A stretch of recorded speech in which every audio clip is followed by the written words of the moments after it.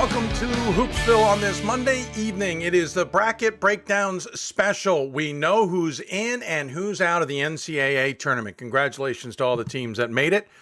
Bravo to all of you. And now the rest of it is, well, it's known. It's on to Fort Wayne for the men and on to Pittsburgh for the women. I'm your host, Dave McHugh. Welcome into the show. If you got questions for us, you can tweet us at D3Hoopsville, hashtag Hoopsville. You can also email us, hoopsville at d3sports.com, which reminds me, you should start our email, shouldn't we? Also, join us on Facebook where we're live simulcasting the show, facebook.com/Hoopsville. You can also join us on YouTube, youtube.com/Hoopsville. That's how you can interact with us. We hope you'll take advantage of those opportunities, and we'll look forward to hearing from all of you who care to dive in. Of course, those mediums have been pretty popular over the last few days. So the men's and women's brackets are out, not without a little bit of hiccups. The men's bracket delayed by about 15 minutes. I think that resulted, unfortunately, in the bracket being posted on NCAA.com, and that had some for awkward moments, according to some individuals I talked to. Just not communications there at Turner. And then the women's bracket came out at 2:30. The technical glitches on the men's side, I can tell you, were definitely happening. But congratulations. Well, here's what we're gonna do tonight. In a moment, I'm gonna play a huge reactions piece from videos we've seen online or sent to us of teams reacting to the news. And then we're going to bring in Pat Coleman at the very least, get initial reactions. Then in about 25 minutes, we're going to hear from both committee chairs. We're going to start with men, then have an overlap, then go to women, and then we'll come back and react more. Normally, we've tried to slam in some guests on this show. To be honest, it's just, it's too much.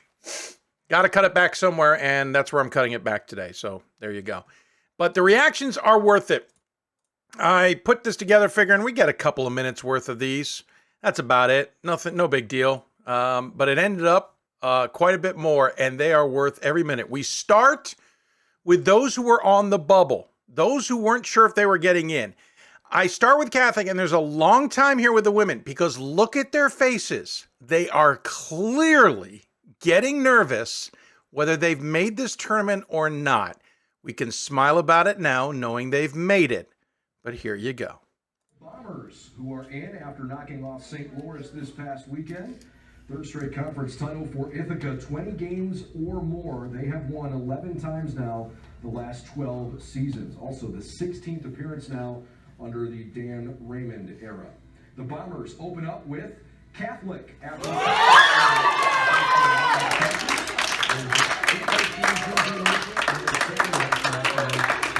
best free throw shooting team in the country. It's a great combination this time of year. Big exhale for the Springfield.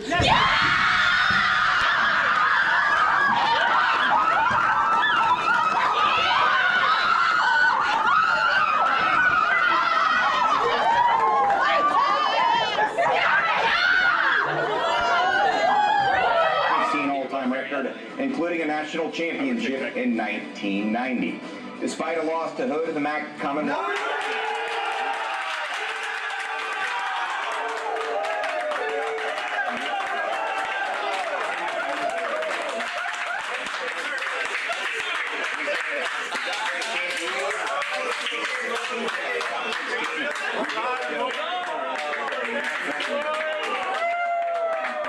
Made it to the national quarterfinals that year.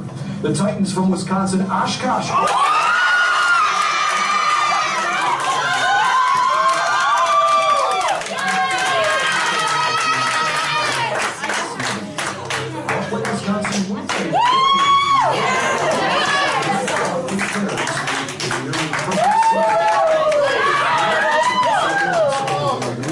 Open the tournament with North Central after the Rams took the AQ bid by winning the Upper Midwest Athletic Conference yesterday over Minnesota Morris. Pretty amazing run for the Rams, who won their first ever conference championship. And North Central, do not overlook the North Central team. Quietly out of the UMAC, but that's a conference known for upsets in first rounds. Blue Golds, you've been warned. Do not get distracted over North Central, or they will trip you up.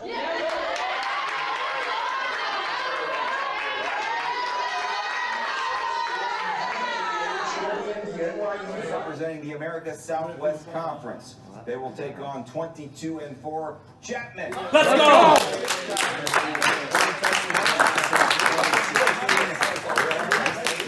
Per game on the season. Whitworth is in the #1 ranked team in the most recent.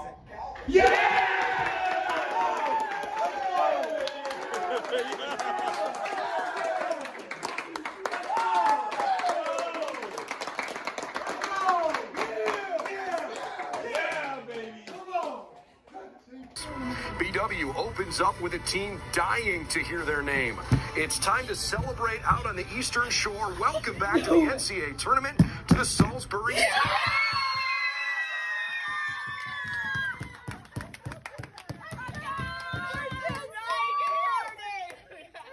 Quarterfinals that year.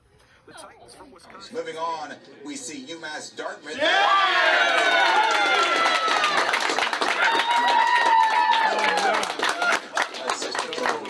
Should be in the tournament. A nervous wait for Elizabeth.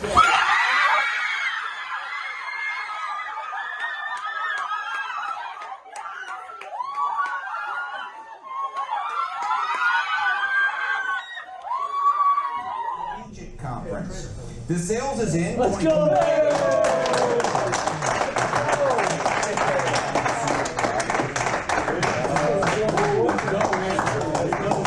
Those 3 losses all came in the first 4 games of the season. Their last loss was to There it is, baby! 10th overall and a school record 27 game winning streak at home. This is a tough team. Next on the bracket, the Commonwealth Coast Conference champs. The Hawks from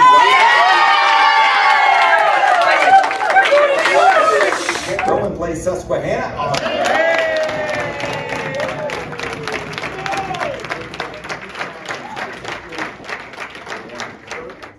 the Simpsons Storm with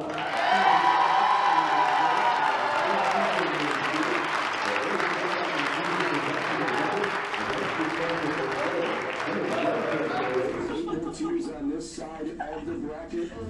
We start with the Gettysburg.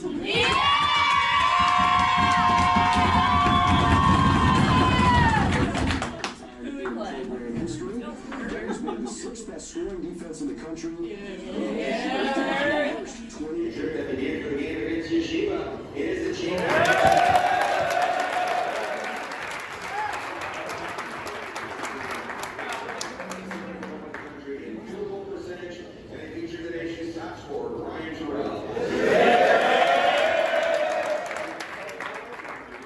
to the bottom left quadrant, where Smith has hosting duties to open up.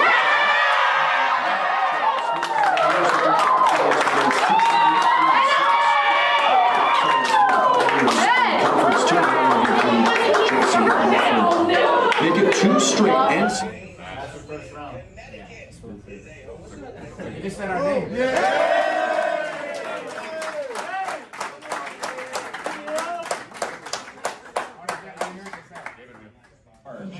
Selection. WashU St. Louis.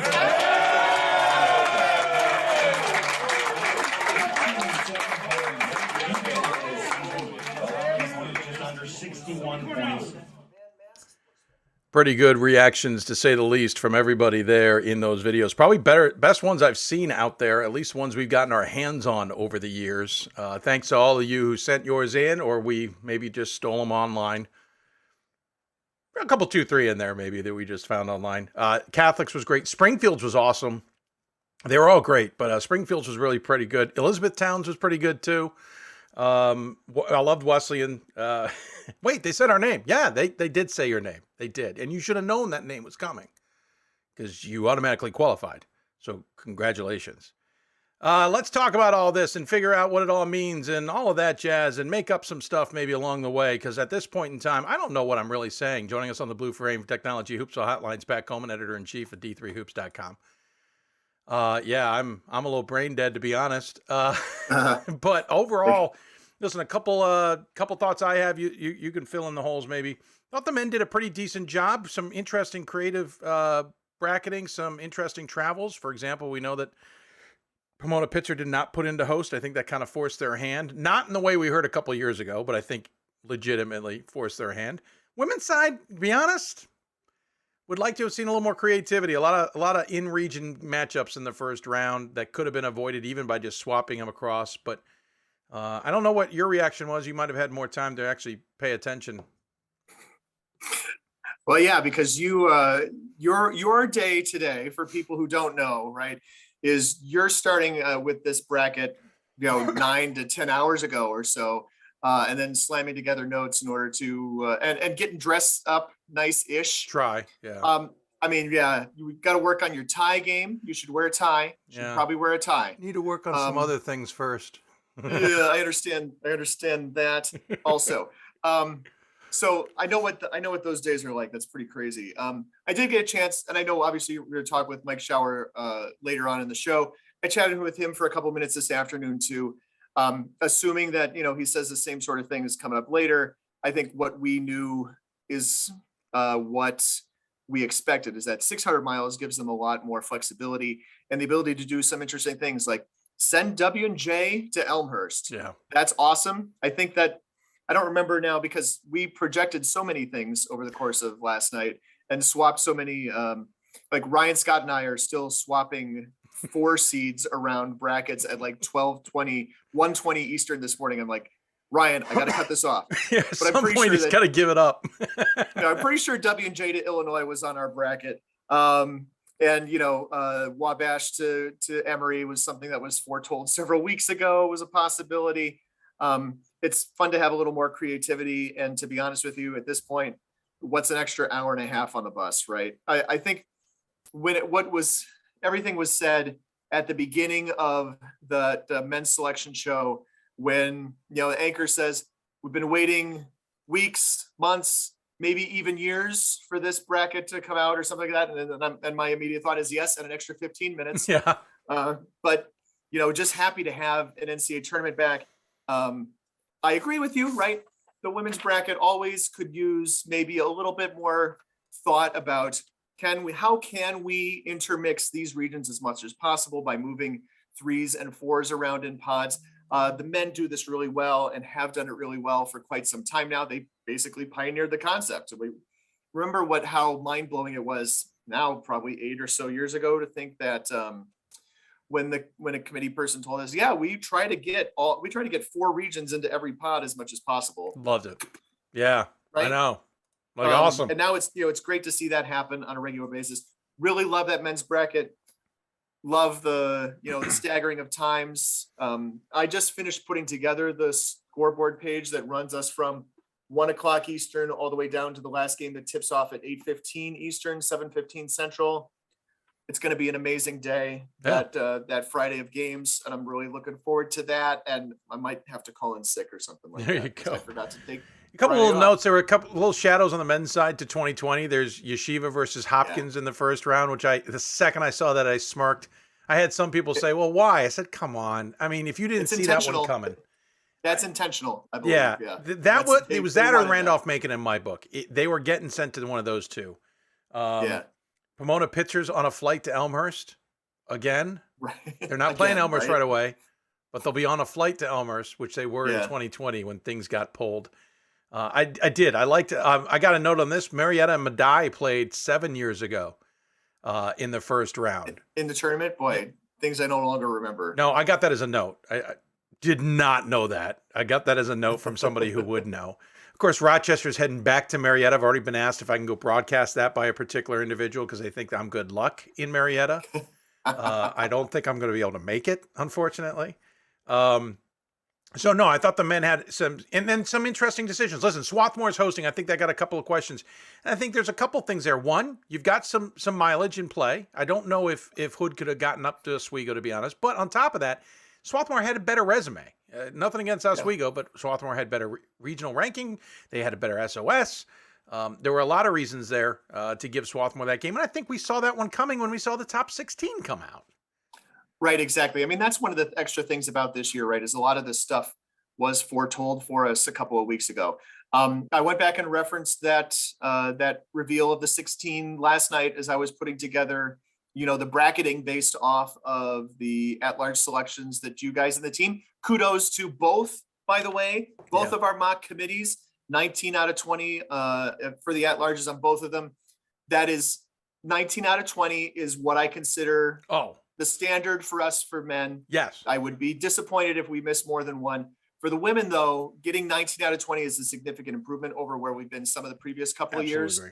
That one seems to be a little bit harder to project. And I was glad we had more smart people in the room on those 2 calls yesterday. And I could just sit back here and type my butt off. I was actually glad Gordon jumped in on that. And I'm trying not to throw him under the bus because he downplays a little bit of his knowledge, but he was beneficial and helpful in that. I thought it was great to have him. And to be honest with you, I don't know why we didn't consider WNL. I just, because I can't remember. But I think you guys talked about WNL. They were on the board. Oh yeah, for several rounds. It's a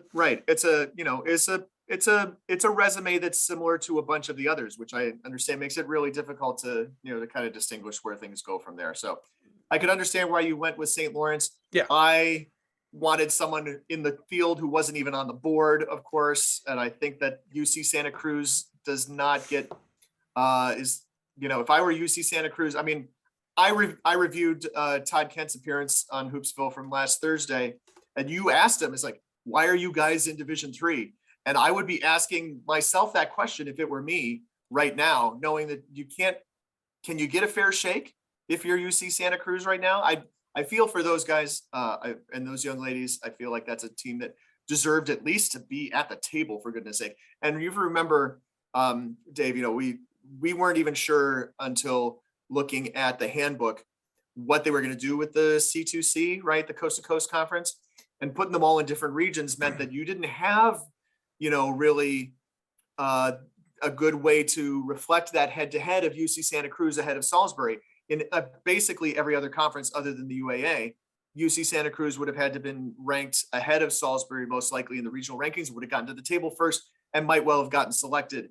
But because one of them was in the 6 and the other is in the 10, that head to head gets blown up. It's funny because we talk about the UAA and the benefit of being in multiple regions benefits them, especially on the men's side. In this case, this is the downside of it, that a result that you have may not come to fruition because you're just not in the conversation at the same time because you weren't in the conversation to start with. By the way, I found the latest rankings. The rankings aren't up yet. Thank you, Turner Sports. The sheets. And one other individual. But we at least have the data sheet. 9-4 was their win-loss with a 692. 4-4 against regionally ranked opponents with a 653 SOS. Yeah. It's an all over the place resume. It is a hard one to really digest. And we struggled last night. We even took the time to say, do we reconsider this decision of not putting them ahead of whoever Redlands. we had? Redlands. I'm still on the fence. And I got an email from Todd today, and I'm not going to share all the details, but he, had to spend some time explaining it to his team, which I get. And even I sit here now going, I don't know if I can get you in, but I also understand the argument to get you in. I don't know. And I agree with you. I think COVID hurt him this year because I think he had a little trouble getting the games he wanted. He obviously lost some games that would have helped. Right. Our games yeah. wouldn't have hurt anyway. The games in Las Vegas, right? And we'll see them, by the way, in Las Vegas next year.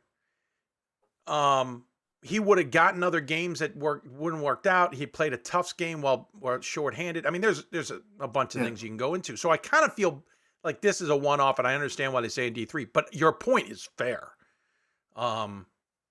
It's just, I don't know what to say there. I agree. I know you were arguing behind the scenes. I kept trying to just put my phone away. I'm like, I cannot read that. I cannot, because I was using that screen. Usually my Slack screen's over here, but that's where my selection screen was today. And so I'm like, no, I can't read my text.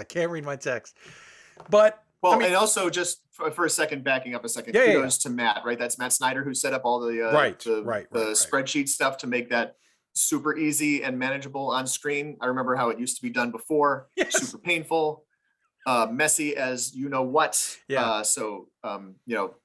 A huge kudos to everybody who participated. Yeah. No, it was great. The panel was awesome. I mean, again, on the women's side, you got Hope and LaRoche, Marietta, and Wittenberg all on 4, and you're kind of like, ugh!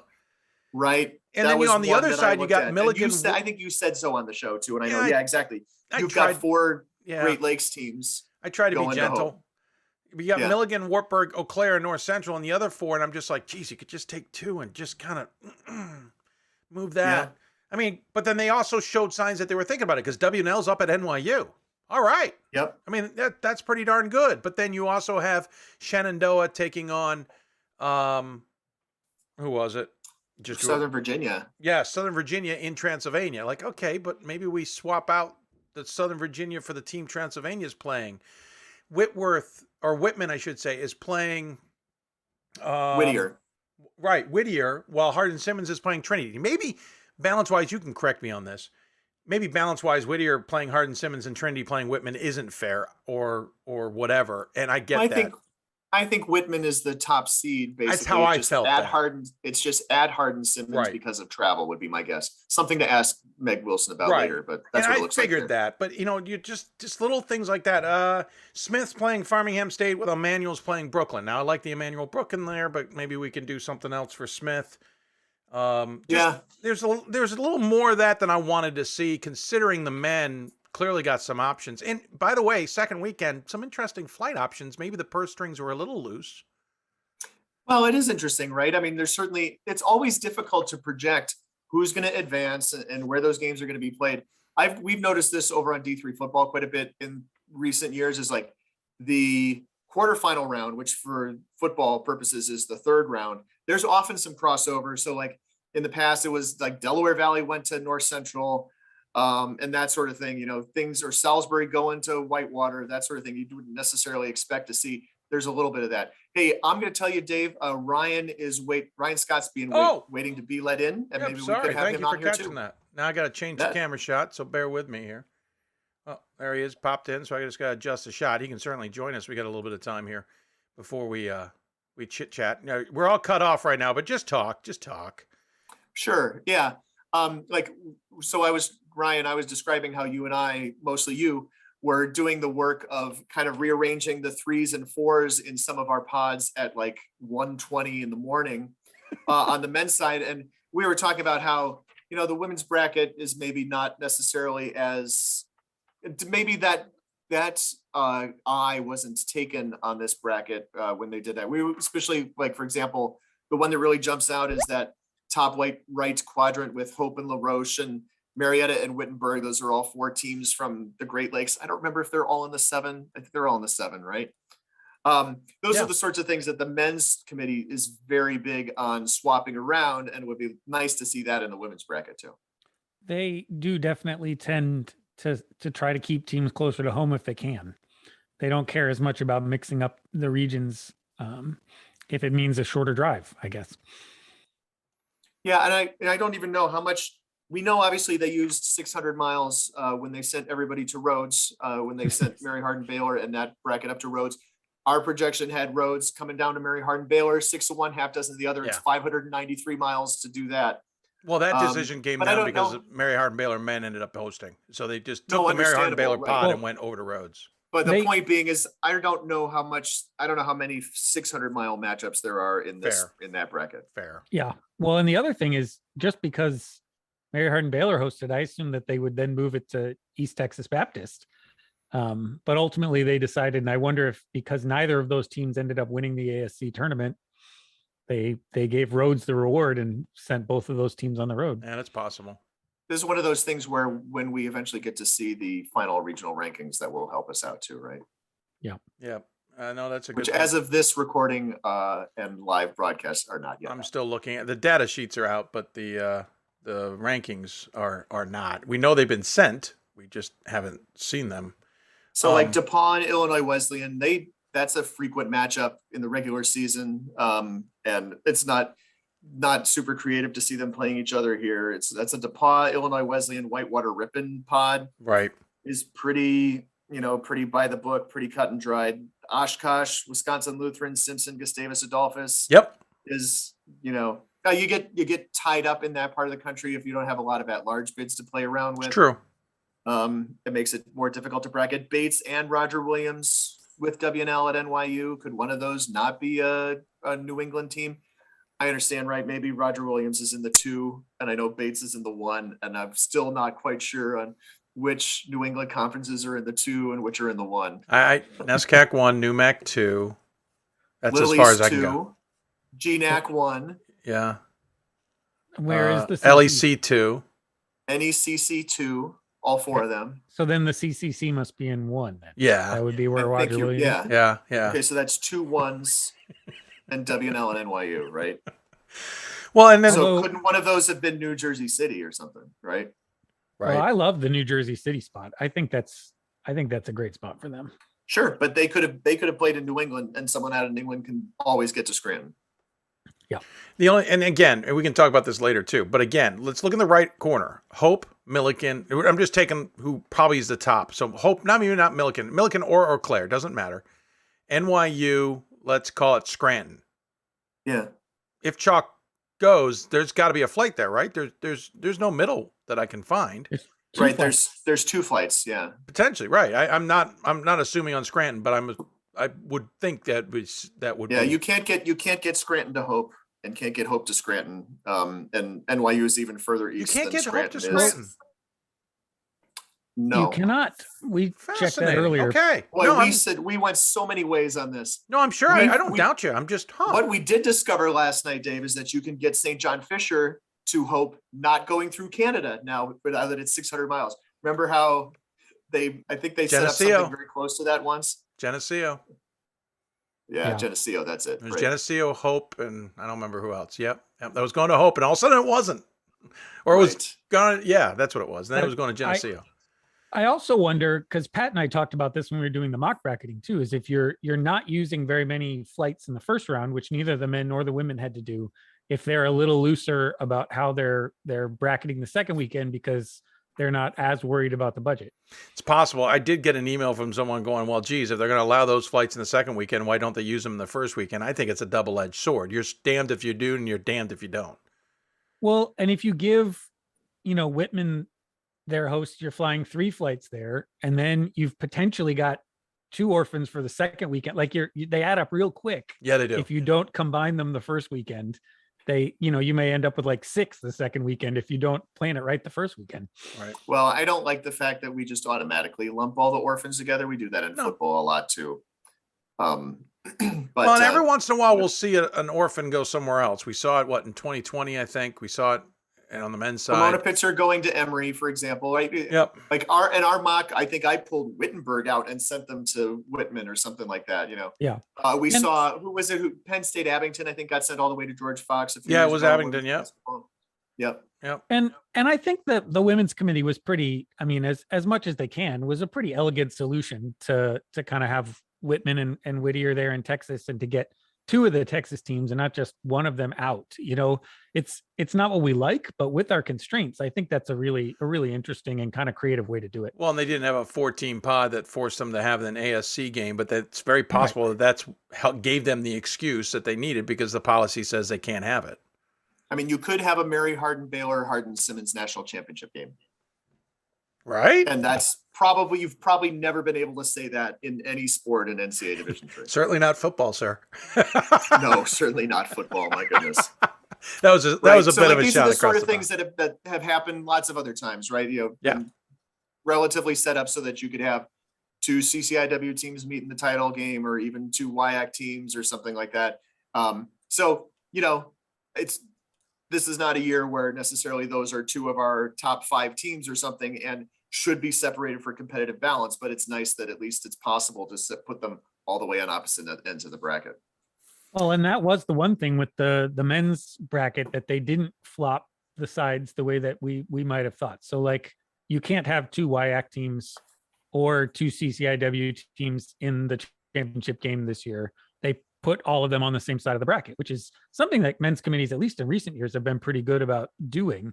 We've got Marietta and Randolph-Macon on one side, and Oshkosh and I guess Emory on the other side, which is just a little less creative than they've been recently. Yeah, that's a good point, right? For people who don't understand, you've got your 4 quadrants of the bracket here, and it doesn't matter. You can match up it costs you the same to get all 4 of those teams to Fort Wayne or all 4 of those teams to Pittsburgh. So instead of having them like this and this, you could have them like this and this, so that, they meet in the finals instead of the semifinals. I just sent you an email, Pat. What region would you like to know? What region would I like to know about regional rankings? Mm-hmm. 1 through 10. Oh, I see. Look at this. Mm-hmm. Oh, that's nice. Yes, This it is is nice. helpful. Somebody's listening and being very cooperative. Should have noticed it 20 minutes ago, but whatever. Yeah, we're busy, right? Yeah. So UC Santa Cruz was behind Redlands, and they were also behind Pacific, so there was not a chance for UC Santa Cruz to get to and the we fourth had round. them behind Redlands, but they're Right. definitely further down than that. We'll ask Megan Wilson Washington- what was the bugaboo with that, and it's probably the 9-4. But then again, I know they lost some games this year. I think it's a 1-year thing, but it still sucks. I mean, did they got their waiver, right? They did the work, right? Yeah, but 9-4 right. is not going to be a great percentage, And even this if is they a- have the waiver. This is traditionally a group that values winning percentage. Right. In the men's, it might have been a different conversation, to be honest. Just the way it's been done. And we got that hint last night. I talked to some. Well, look at Roger Williams is in the 2. Look at that. Yeah, I talked to some committee members, former committee members, and I think there's a real debate on the women's side now, because some former committee members were like, we feel like the SOS needs to have a little bit larger conversation. It shouldn't take over.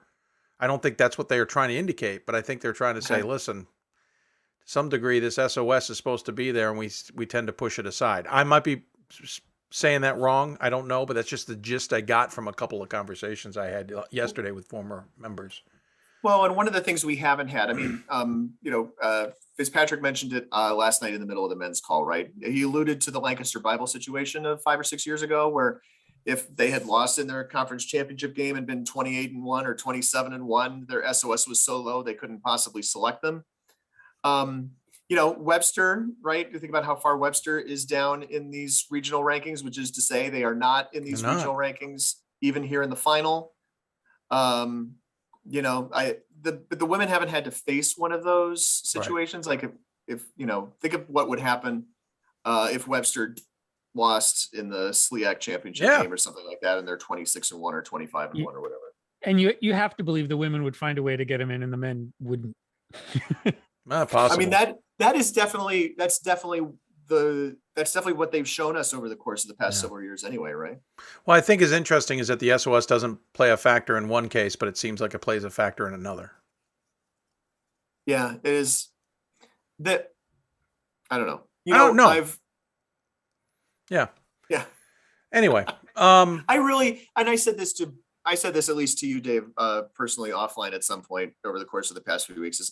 I actually feel really good about where the women's committee is right now. In some years, we don't necessarily have that feeling. Yeah. I feel like, first off, if nothing else, like Meg Wilson came from the WIAC, right? Yep. She was at Platteville before getting to her current position. Oh, Platteville, then Stevens Point, where she played, and now, yeah, and now at Luther, right? So, that I feel like that's a little bit helpful too. Sometimes we've had people come from conferences that are not really nationally competitive, and I just wonder if they have the same perspective on the game that you would expect them to have for something like this. To quote Tim Fitzpatrick, sometimes it's a little more political. Sometimes it is. I was surprised to hear that. Not surprised that it's true, but surprised to hear that. To be a fly on the wall in those conversations sometimes, obviously. I think we've also seen that the women's committee has taken a little longer to cycle in the next generation of coaches into that process. We saw the men's procedures start to change once kind of those people who were largely in charge in the 90s were beginning to kind of cycle out of that process. And I think it took maybe just a little bit longer for the similar cohort on the women's side to cycle through. Maybe. So. I would say this too. I'm going to add one more kind of variable to this conversation and say that, for so long, and it's still a case in a lot of places, that's a part-time job. The head coach of women's basketball is often a part-time job, or it's combined with something else. There are just not as many people who have had traditionally, I mean, lately, maybe not the past 10 years, but traditionally have not had the opportunity or the time to devote to something like that, because they're also, I don't know if they're teaching PE classes or they're teaching off campus or what. I think that's been to the detriment of the development of some of those people in some of these processes. Probably fair. Well, and we know, I mean, at least the men have been pretty upfront in saying that they don't think a coach can be the chair on the men's side unless they have a strong full-time assistant who can pick up a lot of that slack. John Panner. I mean, at Wheaton. Sorry, I would just like to throw that name out there because it's been a while since we've said his name. Yeah, it's a lot of work, and especially when you're coming down to the time when it's important for your team to be playing well, you have to have someone who can do some of those things that you're not going to have time to do. And listen, not to dig into that hole too hard, but I honestly think Kevin Vandestreek, that became a bone of contention, not a bone of contention, but a bit of an issue. He was by himself at Calvin. He didn't have any assistants. He wanted to do a good job with the committee. And I think you saw both with the program and with the committee work where that tug of war was taking place sometimes. And it didn't work out. It was a pretty good committee, but his team suffered, is what you're saying. Yeah, well, and I think he had some moments there where he had dug in so hard with the committee that I think even there was some moments you could spot that maybe the committee would wish they had done a little bit better. And we're nitpicking maybe a little bit, but definitely I think the program suffered as a result. And that's not a knock on Kevin. I think he really wanted to take the job seriously, and the school wasn't. They bent a little bit for him. They moved around classes so he could teach more in the first semester than in the second semester and all that stuff. But he didn't have an assistant. And he was teaching. I forgot about that. Right. So I think there's an argument there. And right or wrong. I mean, Mike Shower certainly has said how much the assistant means, and we've heard others. Not that I want an administrator always as the chair, though Megan Wilson's a great pick because being a former coach gets it. Yes. There are sometimes we've had some chairs who are not former coaches, and it has shown. Well, I mean, some of our non-coaching chairs have been really good too, right? I'm absolutely. Sam Atkinson right off the top of it. If you bring a certain set of skills to the job, right? In this case, having a little bit more marketing insight and foresight to it, and really expanding, these staggered tip-off times, right? That's a marketing person did that, right? Yeah, to some degree, maybe we're being a little painting too broadly because I just thought about Tim Fitzpatrick. Obviously, he's had that D1 experience and he was at Indiana. He certainly brought in a lot of those ideas. Jeff Burns is a coach. They didn't get implemented until recently, right? True. But Jeff Burns is a coach, granted in soccer, but he understands it. So maybe it's a little broad of a brush, but I can think of a few chairs who you could tell the lack of understanding that coaching side of things was challenging. And I understand why we have a split of the administrator 50-50, because we also know how the old boys network, for lack of a better description, didn't help. It was detrimental to the process. Absolutely. We could keep going, but we have the chairs waiting, so I want to get to them. We'll come back and talk to you guys. We're going to start with Mike Shower, then we'll bring them both in, then Megan Wilson will join us. And then we'll come back if you guys want, and we'll recap what they had to say and recap the tournament and see if anybody else has any questions. I could be back here. That's works for me. Guys, appreciate the initial insight, and we'll talk to you soon. Sounds good. Pat Coleman, Ryan Scott.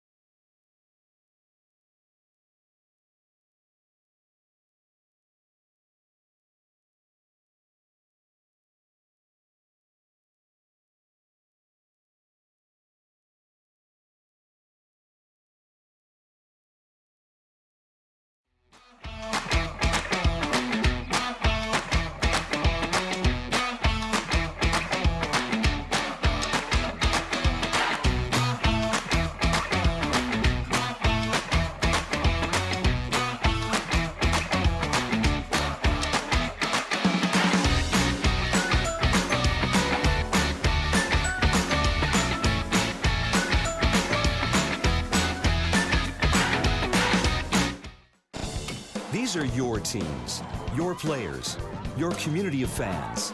This is where they play, where they practice, where you cheer. At every meet, every event, every game.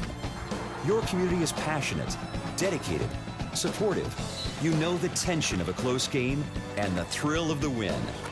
So while you're cheering, keep an eye out for anything out of the ordinary.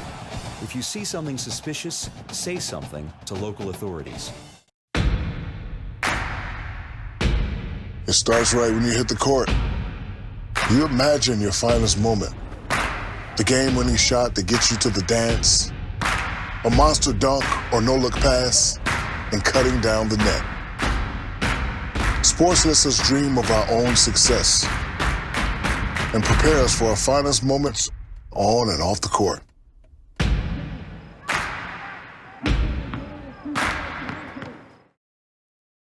We've got more schools than Division I, more fans than Division II, and more upsets than March Madness. There's 800 programs with over 11,000 games leading to 2 national championships. And we've been covering it all for over a decade.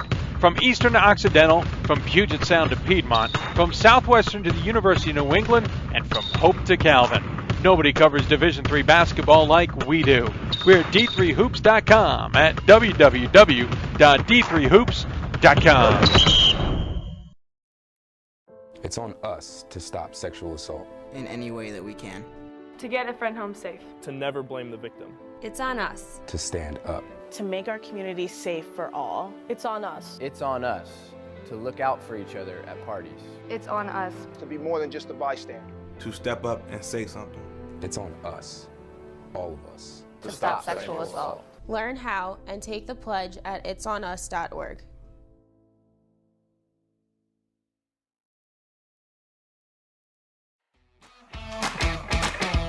Welcome back to Hoopsville, everybody. Sorry, the ad rolled over again. We'll fix that later in post, as they say.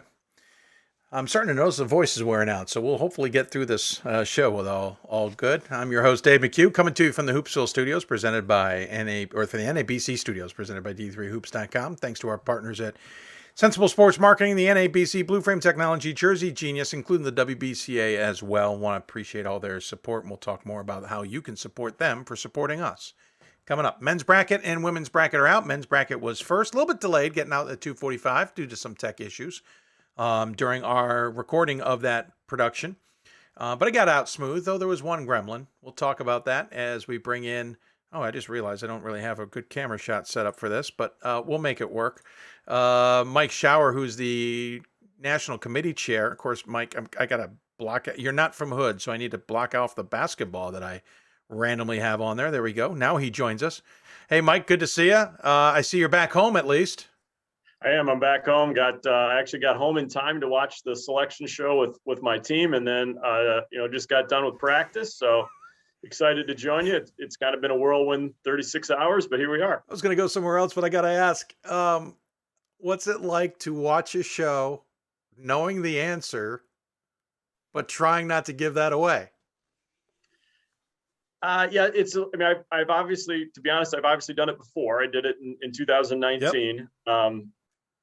It's my guys were excited, but at the same time, because I told them we were going to watch the show, they knew, I wouldn't tell them to do that and then we're not in. So they knew we were going to get in. Some did. And so,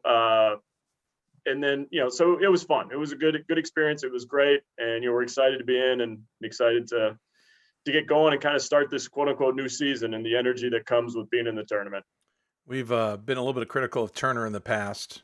They're not the reason necessarily for the delay. We did have some tech issues that got I think they started sending it to him about maybe 30 or less minutes before Turner needed it. Couple of notes though, as a result of that delay, I think no one told those on the website about it because they posted the bracket about the time the show would have been done. And I've gotten word from some coaches that they were getting word that they weren't in the tournament from other coaches who saw the bracket. Obviously, that's not heard that. Oh, no. Yeah, it's unfortunate. It's not ideal, and that's, by the way, putting 2 and 2 together. We didn't know that for sure. It was just like, how do you know 15 minutes before it ever aired? Well, that's got to be the only way. That's unfortunate. Obviously, we've had some other issues, but on the overall scheme of things, it worked out for you guys. But I feel like there's got to be a better way. Do you guys as a committee get to have that kind of feedback to say, listen, every time you send the regional rankings to Turner, it takes 5 hours for them to post them. Every time we send this video up, they do something to botch it, whether it doesn't stream anymore, it just loads for everybody. So I could be watching it 3 minutes before somebody else. Do you get a chance as a committee member to say, listen, this has to be done better for us? Yeah, I think I've told you in a few texts that feels a little bit outside my lane. I'm not sure I even knew how that process happened until we've had some problems with it. So certainly it's something that can be expressed. I don't, it feels a little bit outside my lane in one sense, that I don't know that that is exactly something that I will do other than express it to people that are around me. But I don't know that it's something that the men's basketball committee would have authority to do much about specifically. Whether you have the authority to do it, I understand. I would argue you have the right to say something since it's your beast, as it were. So yeah, let's talk about the at-larges. We'll start there. Our crew got 19 out of 20, which for us is where we're aiming. We'd love to get perfect. Don't get us wrong. We just know that by the time we get down to the end, and now with 10 regions, it's put your head through a wall time. I am sure you guys spent quite a bit of time trying to deal with a lot of these issues, trying to parse out a lot of these teams, trying to figure out all the minor details. Mainly curious, how difficult was it? And where did it really start to get into the weeds? Yeah, well, I'd like to point out, first of all, I tweeted this out. I was actually on my phone. We were done with our selections. I watched your last four, listened to your interview with Coach Zimmerman, and I would like to point out you had it. If they had gone with your recommendation, you could claim to be 20 for 20. So I thought that was, I think again, it's a good thing that the process is clear. I think the communication from the committee and the consistency then that those of you that are following can kind of go, hey, we're kind of tracking. I think that's a good thing that we kind of arrive at a relatively same point in the process to look at it. So, and I think if you guys had the regional rankings making that pick, that would have made a little bit of difference. I'm not suggesting you should. I don't know the answer to that, but I think that there was a change. I think it's a great idea, Mike. That made there was a change in the regional rankings there that made the DeSales pick a little more obvious, a little more robust. Yeah, than it probably was to you guys. So. I would say it started for us to really become a conversation right around maybe 12, somewhere in there, where we were going, hey, I think right now and when I say conversation, I still think we had a couple teams on the board we knew were going to go, but we probably went, hey, we probably should, I think the process slowed down a little bit and the conversation picked up. But you could kind of see, I think, Dave, as we were picking where it was probably going to go and where it was going to finish. And it did finish roughly where I anticipated it would when we sort of started the conversation around that time. And so, yeah, it got a little more, we slowed the pace down a little bit, if you will, right around 12. Curious how much you guys use secondary criteria. Yeah, it varies. I think the goal is to use it only when needed. I think we are constantly saying, can we get to team A or team B on the front page? And I think it's really important that if we can, we do so, because that is how the criteria is supposed to function. We shouldn't go to secondary until we are able to say, this feels like a tie, quote unquote, on the front page. So we do it when needed, and do it when we kind of go, hey, we're stuck, or maybe the committee is stuck. In our case, maybe it's 5-5. You sort of feel there's a little bit of give and take. We can't quite agree on who it is on the front page. We'll go to secondary. So I'm not really answering your question. I don't know that there's a percentage of time or how often. We try to do it only when needed. Mm-hmm. And because once you do it, it's fairly definitive, right? So it's often very clear at that point. So you try to you try not to use it until necessary. I understand. Any chance you could let us know if our last four were similar to your last four? They were very similar. That makes me feel a little better. Because sometimes it's interesting. We'll do it and be like, oh, no, we picked them back at 10. I'm like, wow, we picked them at 17. Like, what did we miss? So I appreciate that.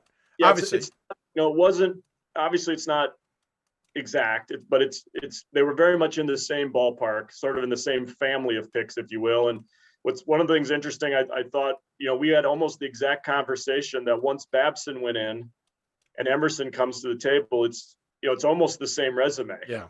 And we went very much back to back on those picks as well, very much like you guys did, because once you got Babson in, you could kind of see the same arguments that are made for being Babson being put at that point are really the same arguments you make for Emerson. So I was it was interesting. Your group had almost the identical conversation the national committee did about those two schools, those two teams. One of the things I know I got a little stumped on was Trinity Babson, because Trinity had some win in categories over Babson. And we mentioned that on Twitter at one point. And then finally I just said, yeah, we got to let this go. Babson's got to come in here because it doesn't make any sense otherwise logically. Similar conversations, not necessarily maybe with those two teams, but are those kinds of conversations tough when you've got a team that feels like it's almost blocking the other one because it's got a couple of criteria marks, even though the other ones seem to maybe stand out more? Yeah, one of the most difficult things for the committee is the criteria is really a regionalized criteria. So true. You are ranking teams in a region against themselves. And so then the head-to-head component becomes really important. And so you need to consider, well, if a team is 2-0 or 2-1 or 3-0 against, if team A against team B, team A has to be ahead of team B. The problem is sometimes team B's resume, if you get rid of the head-to-head, is actually stronger on the national scale, but they can never get ahead of the other team in their region. And in my 4 years, obviously 3 of which we actually did rankings and picked a team, that has happened a couple times where team B's resume would probably sit better at this point than team A, but you can never get team B above team A in the regional ranking. Well, that happens from time to time. So I was talking about one where it was on the national level, but what you're referring to is one we struggled with was Roanoke and Guilford. And, you bring Roanoke to the table and suddenly they're a pick that has to go in. They've got to win over Marietta and they've got this and they've got that. And there's some strong stuff there, but they got stuck behind Guilford. And I'm pretty sure they got stuck behind Guilford for one reason and one reason only. They were 0-2 against Guilford. It feels like in those scenarios, that does change those conversations tremendously. No question. And that happens from time to time where the criteria is really a regionalized criteria. And then we are asked to pick a national tournament. And there are moments where those two sometimes contradict each other. That type of example would be one of them. Yes.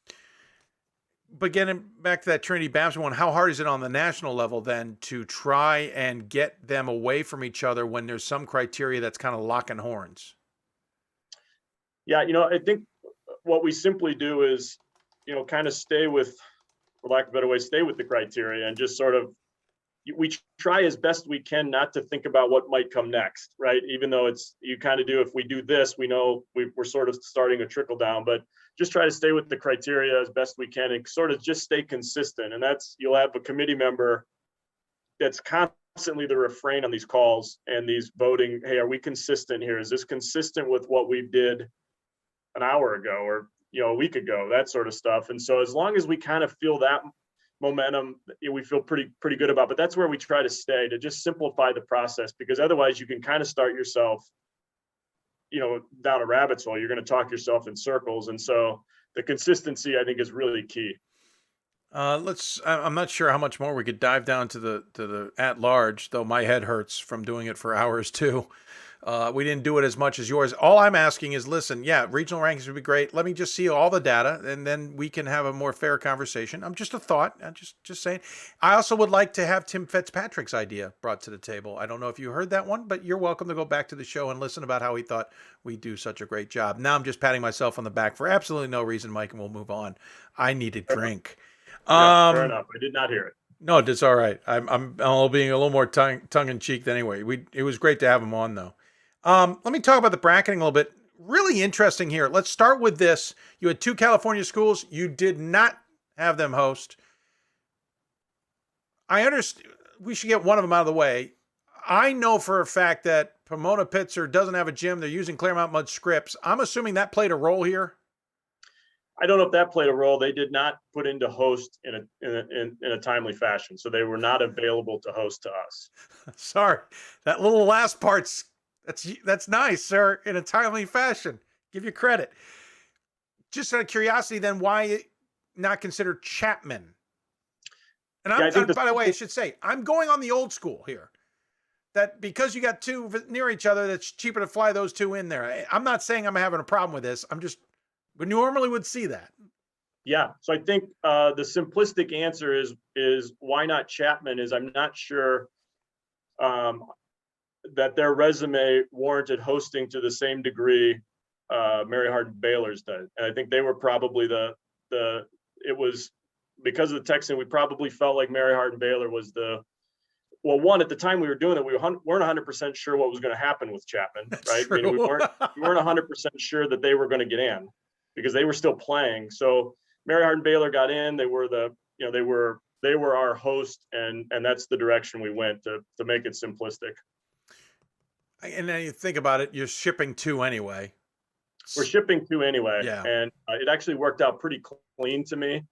Now, again, obviously, Dave, I had less of a role with the bracket than a normal chair would have. So, but that's why we went to Texas. To that point, it seems that the committee as a whole grasps the overall concept that this committee's been building towards for several years. If you have a lesser role because you're involved, and they can still come out with a bracket that's reminiscent, certainly not identical, and the 2020 bracket is a little lofty in terms of pretty awesome points, but they understood it. So that's a good sign to me that this committee understands it, and we're going to continue in this path because that information is going to continue to trickle along. I hope so. Yeah, I kind of set that one up for a very short answer. Good job, sir. What were some of the quirks with this?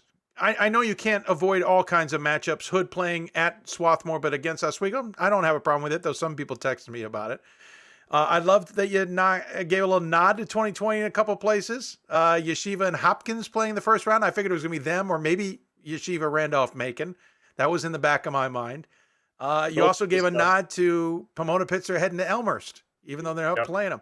You guys, there was some purposeful things in here, weren't there? No, absolutely. We talked about really dating back to when that tournament was postponed and canceled, that if we ever sort of got a chance to make a nod back to that time, which was so disappointing, and obviously what was happening, it was just we were just headed to such a great finish.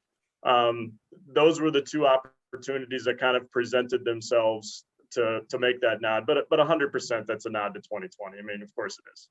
Well, of course, you sent Washington and Jefferson out to Elmhurst. You've got St. John's and Calvin, a tough matchup, but understandable in that scenario. But it's at Platteville. One that jumps out at me, and I feel like you guys, maybe it's a joke on you by the committee. You guys get Hope, and you're at Wash U.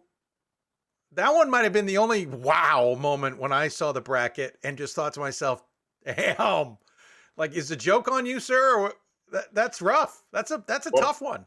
Yeah, if anybody's wondering how much of a role I had, I probably don't make that pod. I don't know that people know necessarily that is in the small Christian college basketball world. That's a little bit of a rivalry. A little?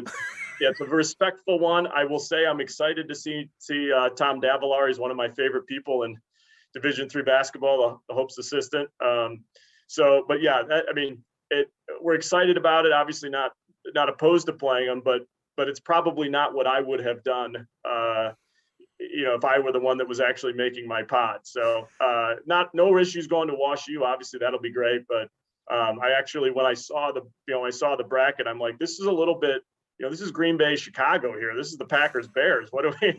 So it'll be great. We've been texting back and forth a little bit with some of the Hope people. It'll be great. I only would have laughed harder if Calvin was also in the pod. Yeah, for fun, we just threw Yeshiva in there too, just to really whack this thing out. No, that was pretty stellar, to say the least. Great. Looking ahead, it feels like maybe the purse strings are a little bit loose, and I don't want to lean on that hard. But Marietta, Swarthmore, Christopher, Newport, Stockton, yeah, that can probably work out. Randolph, Macon, Nazareth, Wesley, and WPI. Maybe, and I'm just taking the tops, but you go to the left side, there's going to be flights. Yeah, and we definitely talked about that. There's going to be some flights, and we used 3 here in the opening round. Yeah, if I have that correct in my mind, we have 3 of them, and one of the things is you try as best you can to sort of prep it to limit some of that. But if you do bracketing based solely on that, you're going to end up with a bracket that is not reflective I always said you're trying to create a national tournament with regionalized criteria. And to do that, you've got to risk at times the fact that we may create a few flights going forward here. Yes, that may happen. Is there, have you gotten feedback yet? Have you heard from individuals about good, bad, nothing at all? Yeah, I've gotten very limited feedback from anybody. And I don't know if that's because people are genuinely okay with it, or they know I'm prepping my team. I don't know, but I've gotten very little feedback about it, and the feedback I've gotten, generally speaking, has been pretty positive. Staggered times. How'd you guys determine who, where, when? Yeah, so I was not totally involved in that as well. I mean, Mort and Sarah did a lot of that, but it was basically, we wanted to basically have from tip off of roughly 3:00 Eastern time through the whole day, tipping off every, 10 or 15 minutes, each game kind of having their own exclusive tip off. And then in theory, obviously it won't work out perfectly, having multiple games end every 10 or 15 minutes. It sort of gives a little prestige, a little excitement to the day. I loved back in 2020, I was sitting courtside at North Central as the site rep, watching games tip off in the East Coast. And I just thought that was really cool, that I wasn't, that I was following a game that was happening out East while I was waiting for my first game to start. I just thought that was really neat. So, I mean, obviously you've got to kind of do it a little bit so that you kind of start out at the East Coast time zones and work your way through it. But I think it's going to be pretty cool. It's going to be pretty neat. It's something we're really excited about, and been generally speaking pretty well received. And so let's see how it goes. We just sort of took what I thought was a really good idea and kind of expanded it slightly to say we're going to kind of stagger it even a little bit more so that everybody's got kind of a moment where you are the only game tipping off at that moment. I just think that's kind of cool. No, I like it as well. And hats off to previous crews who helped put that together and whatnot. Just a last question about at-larges. While I thought about it, we got into a real tough spot at the end trying to differentiate between win-loss and SOS and all of that. We knew where some of those lines were. For example, Whitewater at 600 just couldn't get into that conversation. We've seen in the regional rankings that Brandeis was never in the conversation, though they were in ours. And again, as you said, had we seen some of those rankings, maybe those conversations are different. At what point do you have to just cut bait on some of the criteria and just say, listen, this team's not good enough because this criteria point is enough? Or you say, yeah, that all looks good, but when we get to the non-conference, it's not helping them. Like, whatever. Where do you just have to cut bait? Are those conversations tougher than just talking about which team to get in? It absolutely is tougher. And Dave, I think we've created a conversation because, as I've mentioned now a few times, we're ranking too many teams. So yes, we are now creating a scenario where a team will have a modest winning percentage, but because of their SOS and maybe the league they'll play in, they will play 14 regionally ranked games. And what do we do with that? And how do we sort of manage that? And so we've kind of created now this resume that didn't really exist 2 years ago, where we've always had the low winning percentage, high SOS, or the high winning percentage, low SOS. But now we've got teams with just so many regionally ranked results that really waters down the conversation. And it was, things we sort of learned that were new this year because of 10 regions and 83 teams ranked. Besides that we're ranking too many, is that conversation is going to intensify because we're going to have more resumes going forward that fall into the Brandeis or Whitewater resume. And so I don't know that we need to set a minimum. I don't know that we should set a minimum, but I think it's a conversation each committee is going to kind of have to weigh a little bit, is what do you do with the resume that is similar to the ones you've mentioned? Obviously we ultimately determined that those winning percentages were too low. And the one thing is that is a criteria. So it's not like we're avoiding the criteria. We're simply saying in that particular instance, that criteria is difficult to get beyond when compared to other resumes that check every box a little bit stronger in totality than those resumes do, given the lower winning percentage. I appreciate that insight. Megan jumped in there, clearly is dressed better than you, again, but we'll get her here in a moment. I want to What's ask, new with that, Dave? I mean, right? One quick question to you about your team, though. I know Yeah. it's first blush. You haven't had much of a chance, but your thoughts on the game against Hope?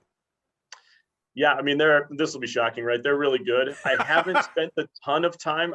What's interesting, Dave, is because both of my responsibility as chair, I really tried to watch almost everybody for a period of time who is in the tournament. I actually think I can say really have watched some basketball of everybody that's in the tournament. But because it's Hope and there's a relationship there, and there's a lot of people at Wheaton who grew up around Hope, and there's a lot of people at Hope who grew up around where there's an overlap. I actually watched Hope play several games. They're really good. I haven't dived into it, too far yet. That's my task tomorrow. This has sort of been my day today, besides my team's practice. But they're really good. I mean, it's going to be and most of the time when we've played Hope over the years, it's a big boy game. It's two pretty good programs, two pretty good teams, and it should be a real battle.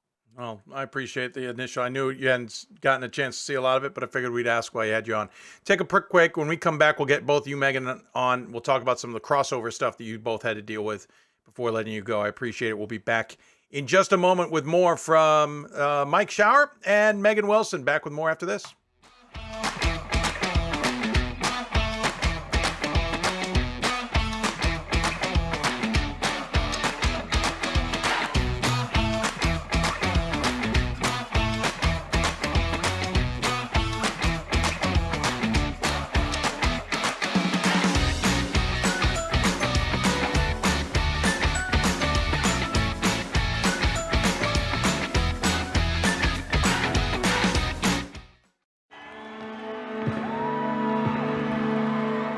Great moments are born from great opportunity.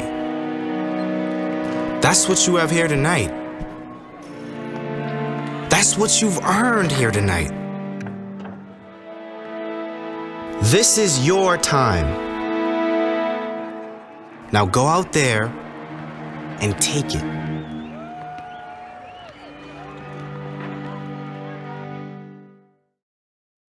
It's on us to stop sexual assault. In any way that we can.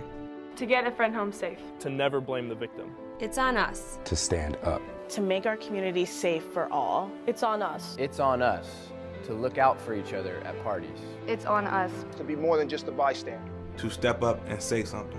It's on us. All of us. To stop sexual assault. Learn how and take the pledge at itsonus.org.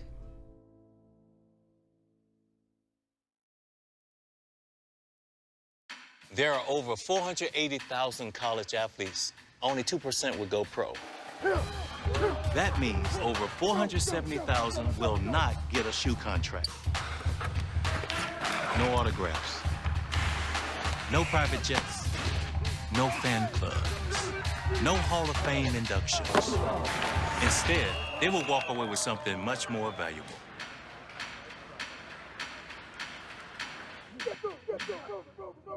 We've got more schools than Division I, more fans than Division II, and more upsets than March Madness. There's 800 programs with over 11,000 games leading to 2 national championships. And we've been covering it all for over a decade. From Eastern to Occidental, from Puget Sound to Piedmont, from Southwestern to the University of New England, and from Hope to Calvin. Nobody covers Division III basketball like we do. We're at d3hoops.com at www.d3hoops.com.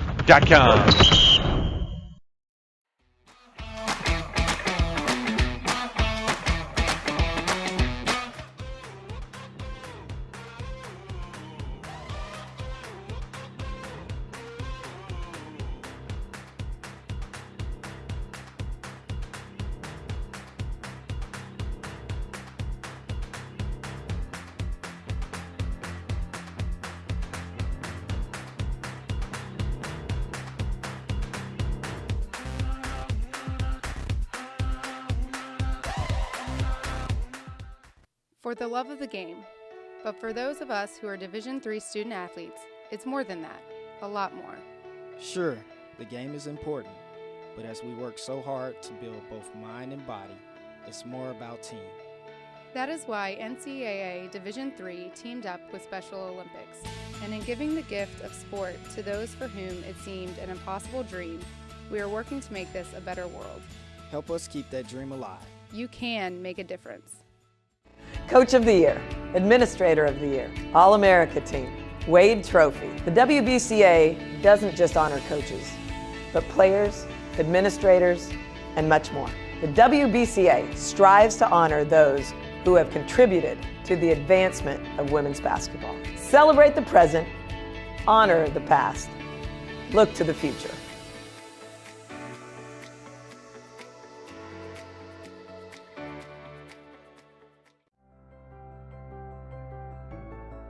It's on us. It's on all of us. And it's time to act now. It's on us to start the change. It's on us to be the change. It's on us. It's on Division III. It's on all of us to stop sexual assault.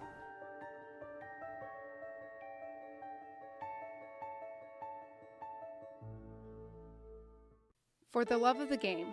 But for those of us who are Division III student athletes, it's more than that, a lot more. Sure, the game is important, but as we work so hard to build both mind and body, it's more about team.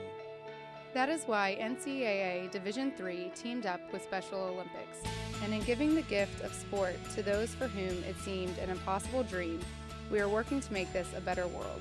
Help us keep that dream alive. You can make a difference. Welcome back to Hoopsville, everybody. As we roll along here on this bracket breakdown special, running a little bit late, but what's new?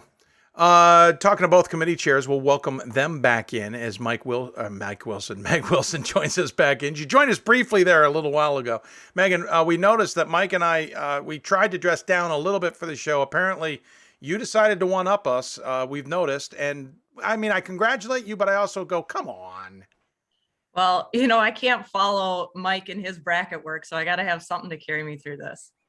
Look good, feel good, right? Well, no, well said, which is why I'm in sweats when no one can see it. By the way, a little note, I was in sweats wearing a suit too today. It's a little TV trick.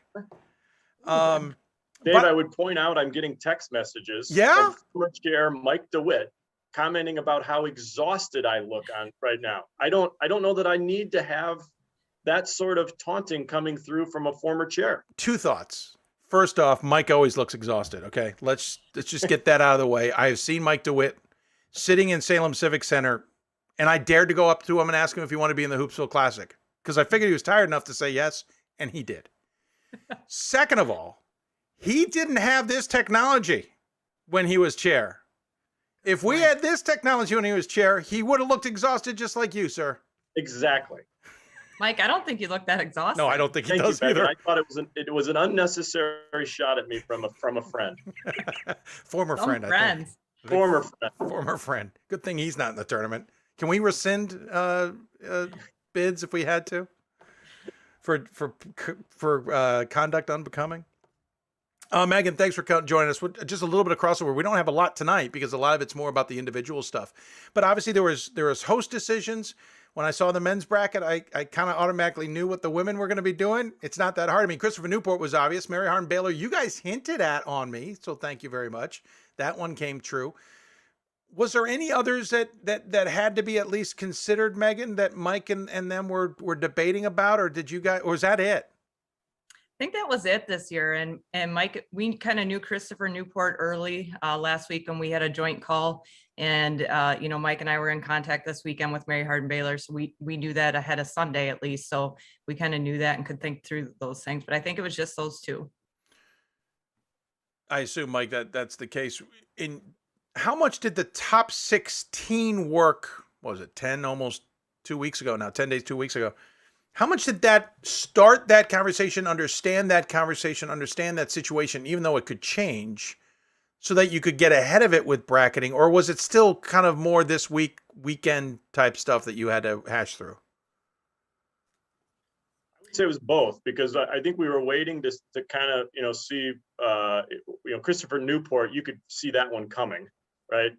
Mary Harden Baylor, we were sort of waiting a little bit to see how the week would play out for them. So That one, I just told Megan, hey, this one you're gonna have to keep an eye on, depending upon how this tournament plays out. This is one that we may use as a host. So we were just texting back and forth through the week, and then specifically, Saturday/Sunday, to just make sure we were on the same page about it. Random question, because you've mentioned that a few times that you two are texting back and forth. I remember when we had an unfortunate hosting scenario kind of fall through. Men were expecting a school to host. Women had said they'd use it, changed their mind. So be it. That's certainly allowed. And it just didn't get through the liaisons. But that's how they were doing it. They were going through the liaisons. You two are texting. I'm not saying that's not the norm. That sounds great. But did you two just decide it's just easier for us to communicate? And is that okay based? And I mean that seriously. Is that okay based on the proper procedures? Megan, I guess we'll let you talk. I mean, I don't know. I'm not necessarily one for following procedures, but I think over communication was important. And so, for me to go directly to Mike instead of waiting for a response email, our liaisons are slammed right now. So it wasn't something that I necessarily felt like we needed to go through them for. And we had a joint call with them on Thursday. So it's not like we were doing anything kind of, on the DL.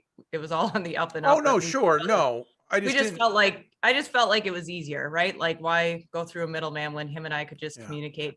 If anything, I felt bad for Mike because he had a busy weekend, right? Like, so not only is he the chair, he's coaching. So they did a good job of losing the semis to free Mike's schedule up. I thought that was kind of them.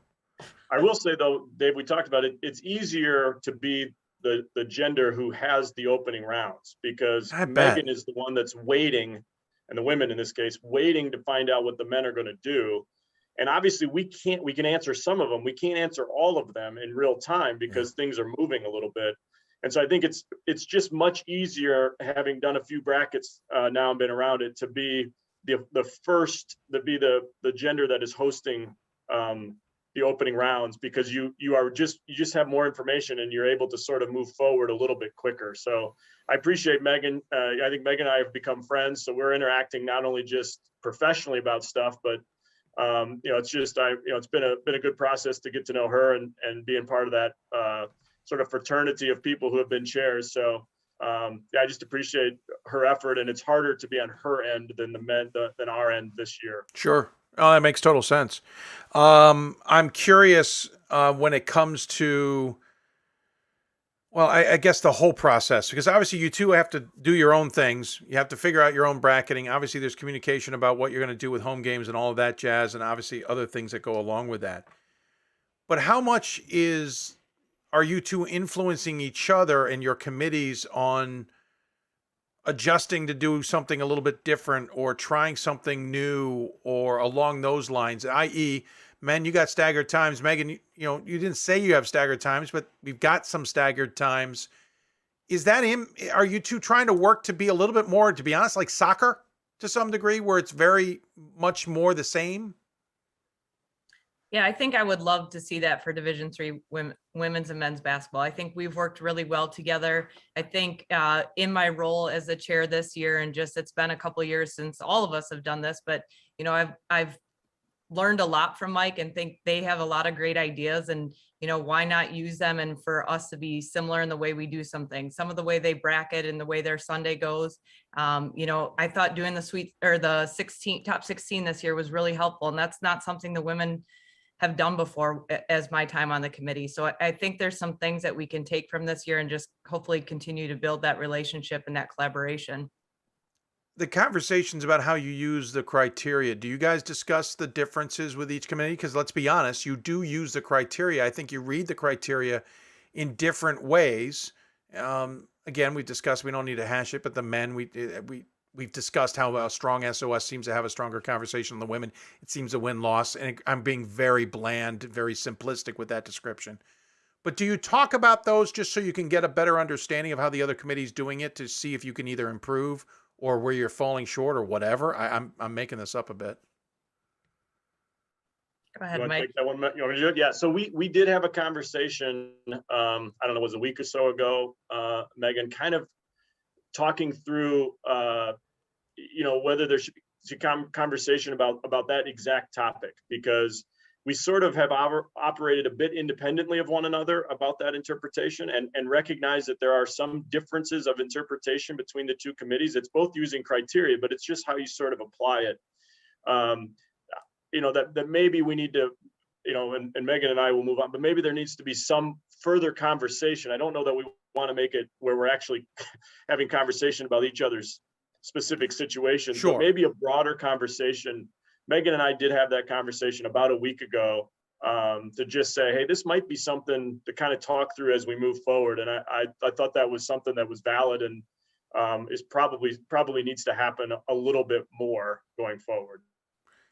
Megan, to that point, is there ever a time where you guys look at how you're doing your criteria and how the men are doing their criteria? And again, I agree with Mike. You don't want to necessarily do it exactly the same, but do you look at that situation and go, yeah, maybe we do need to make an adjustment, and maybe not for this year. It's for the future, because once you get the ball rolling, I know that's hard to bring back.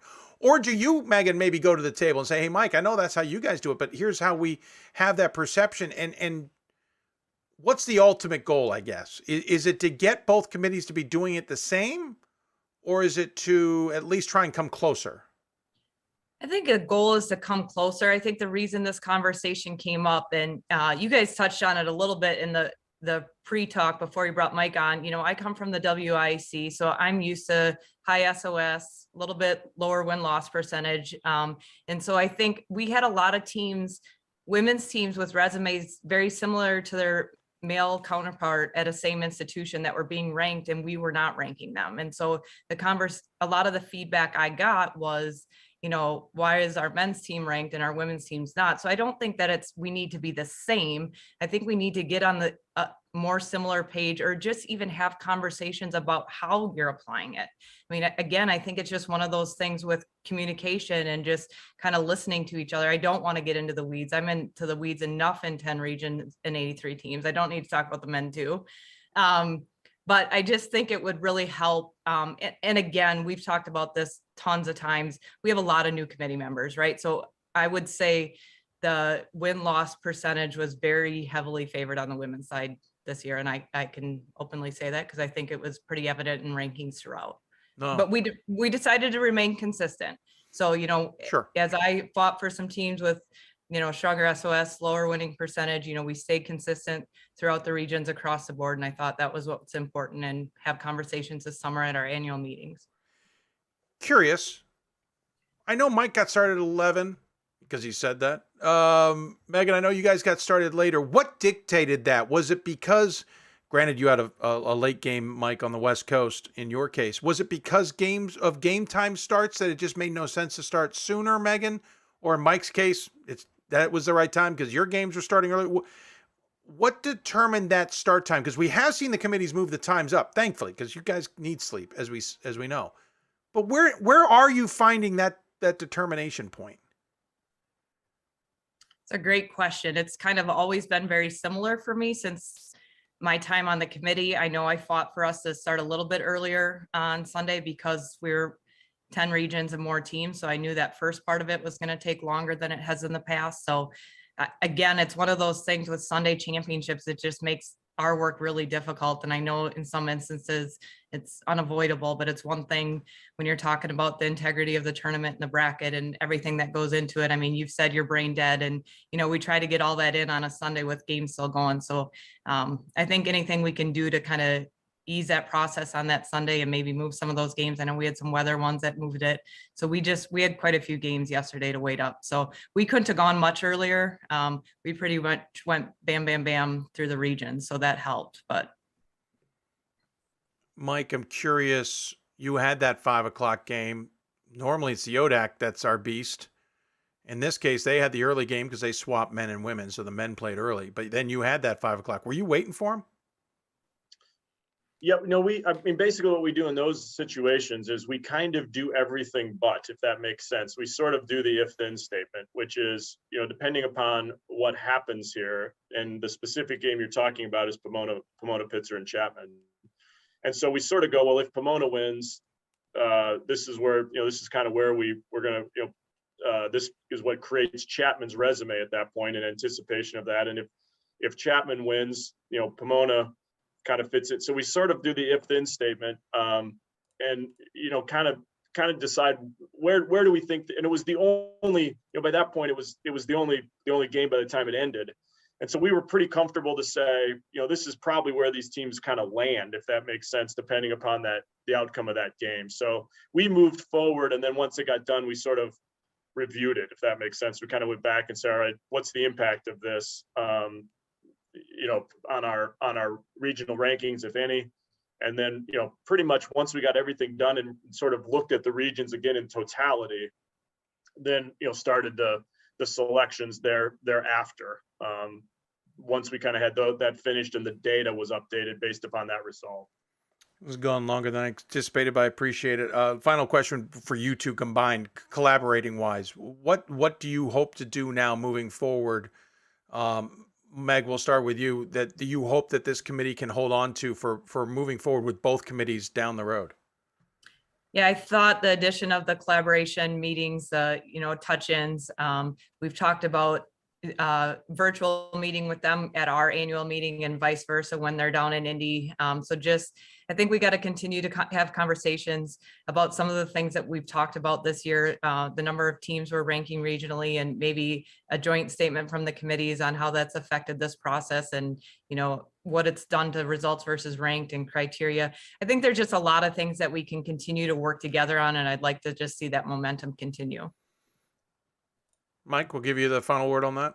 Yeah, totally agree. I think the sort of the joint meetings, both formally and informally, between the two chairs is really significant because we sort of started with a formal meeting where we kind of started the process, and that sort of evolved into a friendship where now we're in communication more often, and I think that's healthy, and just means that the men's and women's basketball committees via the chairs are having pretty consistent communication. I think the key thing is the consistent contact between the two committees and specific the chairs.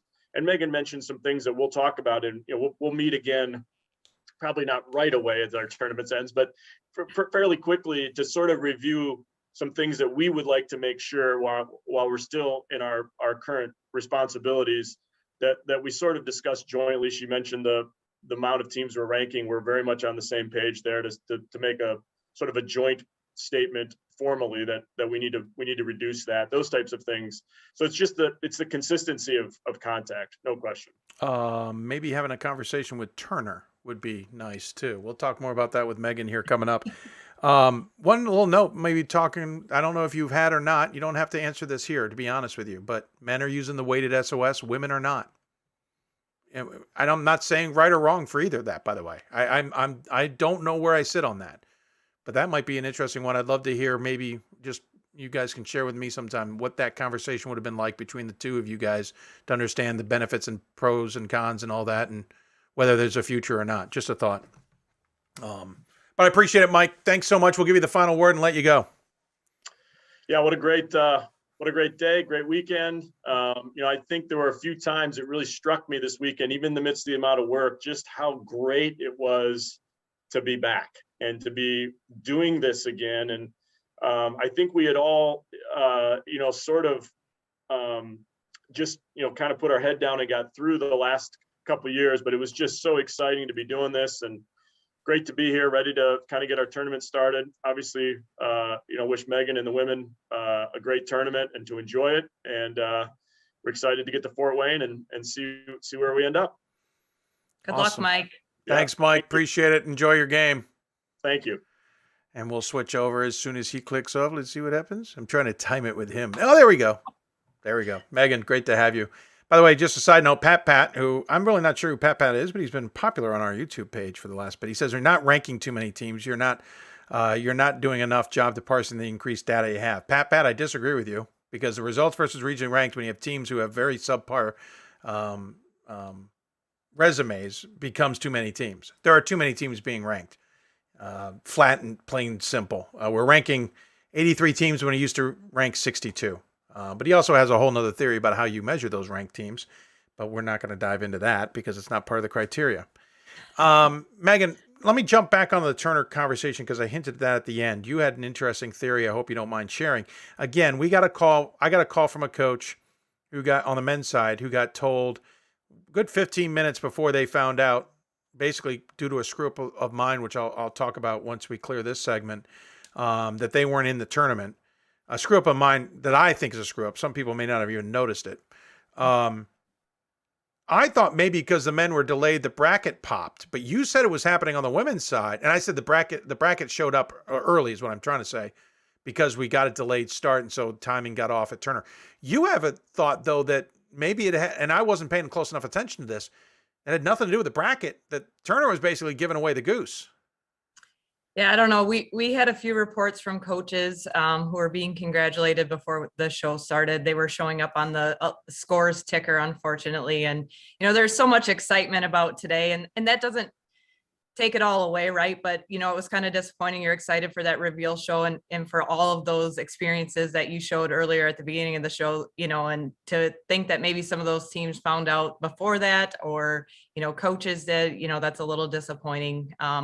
And something that we need to work through. And, you hate to see something like that happen. I asked Mike this, and to recap again, when it gets handed to Turner and it's D3 stuff, we've had so many issues. We're waiting 5 hours for regional rankings that have been sent to Turner to be posted, where the video used to be that it was streamed. Even though we recorded it, it was streamed. So there's no way to fast forward. But I stumbled in today watching the women's show on my phone that when I got a phone call, picked up the phone call because I had to take it, got back to the show, which had been paused, and it had a time frame, because, it went all the way to the end of the show. Yeah. So I could sit there scrolling through the show back and forth all I wanted, even though it was only midway through from where I had started. But then I could also start a minute behind a colleague of mine because I was just slower on starting it. It feels like every year there's some gremlin here that just kind of doesn't ruin the experience, but as we were talking about, it certainly takes away from it. Can you, as the committees, just kind of say enough? Now, you're not necessarily going to change it, but by saying something, you get the conversation started to get the .com side of things to take this a little bit more seriously. Yeah, I think absolutely. And Mike alluded to it. I think those are conversations that we should feel comfortable having at our annual meetings, because it is important for the Division III student athlete and their experience. It's not just about Division I and Division II. And, sometimes it kind of feels like that at times with some of those things. So I don't know that bringing awareness to it will change it necessarily, but if we don't bring awareness to it, we're not doing anything about it. We're not even attempting. So I definitely think those are conversations and things that I've been taking note of. We talked about the top 16 reveal show. There wasn't even a splash about that. So, we might get talked about having low views or, not a lot of clicks, but there wasn't even anything out there for people to click on or get set up on. So I think those are things that are important. I thought the top 16 was great for our sport and just would have liked to see a little bit more hoopla and just celebration of that and just maybe more awareness for it. Well, and there used to be a time where when you showed up early to one of those pages, whether it's a selection show or the top 16, you knew you were there, but you're just waiting for the show to start. It gave you that information. Now you get this error saying you're not allowed to be here. I mean, come on. And at first you wonder, am I on the wrong link? And so you start chasing links around trying to figure out if you're in the right place. And it turns out you are. And it's just a matter of what time you hit refresh because the video finally loaded. It just feels hokey. I thought the regional rankings now should go to .org, by the way. Let the liaisons update like D3 can update its own website. Take the middleman out. But with this video stuff, and I'm part of it, but the video stuff's gotten out of hand. It feels like an aside. And I agree. I think you're doing good work with that stuff. Yeah, absolutely. There's definitely things to talk about there and improvements to be made. I mean this seriously. 2 thoughts. First, call me. Happy to provide input. And I mean that seriously because I want to see what's done better. Second, studio's not bad, right? I mean, we got a nice backdrop, yeah? We used to do this. The NCAA tasked us to announce the brackets for several years. Now, it was audio-based. We would need to get a little bit extra help. We could cross that bridge. But listen, the web stream people, and I say web stream, it's great TV now. Those who outsource it, they do a bang-up job. I'm not trying to knock on them. I love working with them. It's the Turner Group. And somewhere, if we can get it solved, let's get it solved, is my thought. Sorry, I'm ranting a little bit on the other, Megan. I apologize. You did a great job, though. Well, It's good to thank see you. you in there. I don't Yeah. remember half of it, to be blunt. Somebody texted me that I said something. I went, I did? Oh, I apologize. That's I what's wouldn't gonna mind getting the happen to you right information a little now. earlier. Yeah. It doesn't have to be the bracket necessarily. Okay. And I mean that as a professional. Just for my See what I can do. I don't need We'll to see how long I stay in this role. How don't how need to long air it it. takes them to fire me from Actually, the that's my chair. next question for you. You're in your third year, right?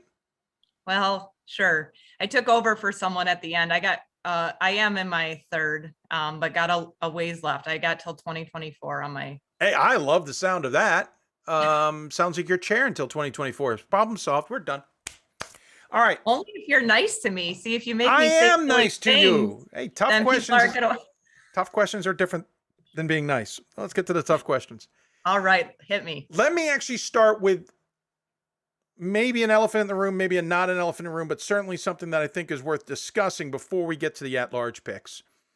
Sure. I think Pat brought up a good point about UC Santa Cruz, and it's not a knock at the process.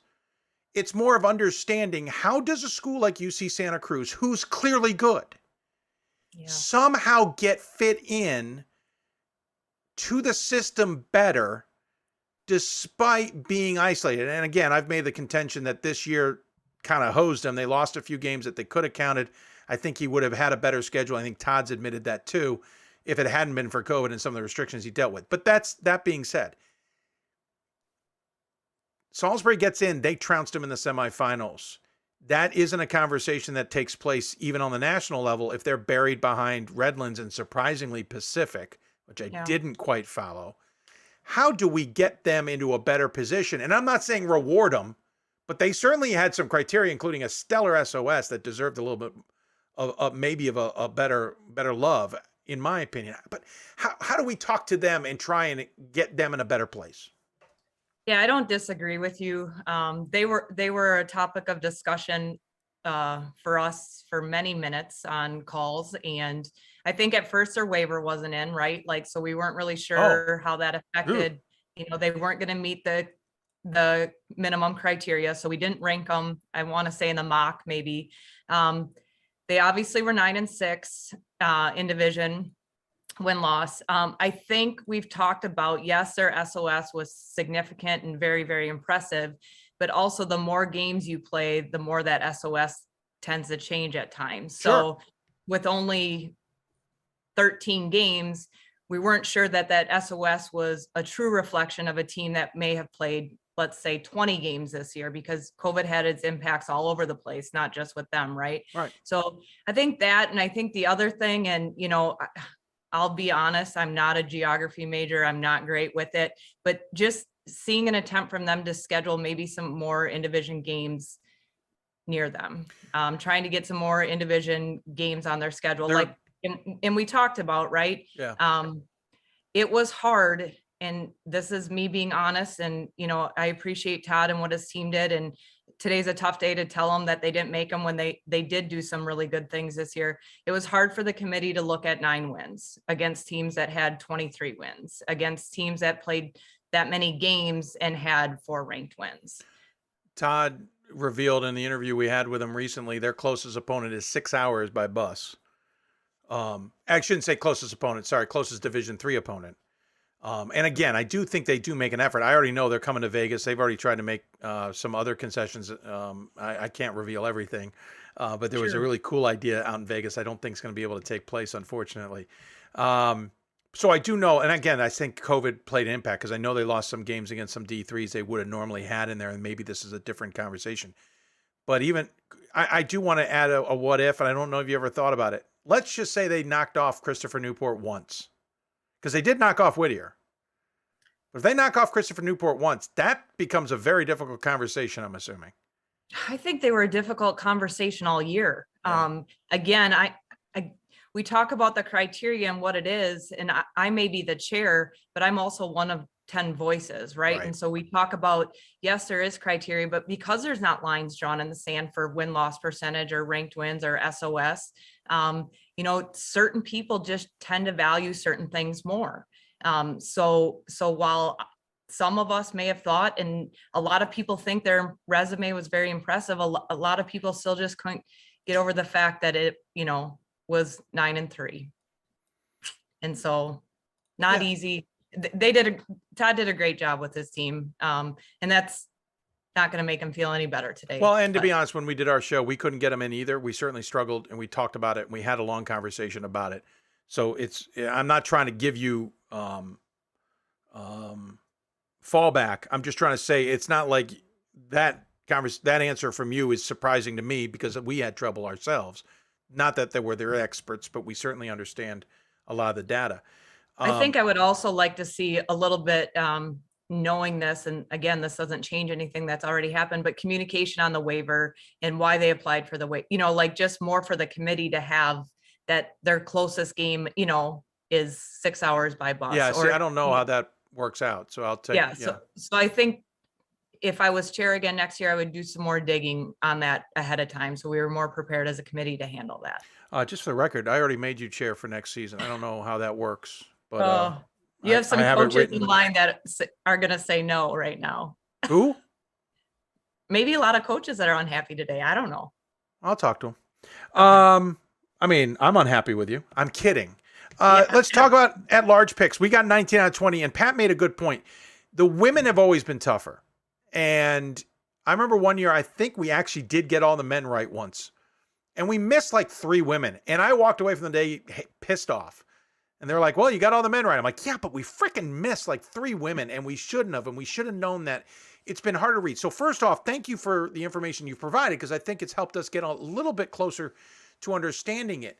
I did talk to some former committee members, and it's interesting the different perspectives you get from everybody, and it comes from different camps. And I'm sure the conversations you're having with 10 members are these same conversations, trying to balance everything, trying to understand what you're going to take, what you're not going to take, what looks good, what doesn't look good, etc.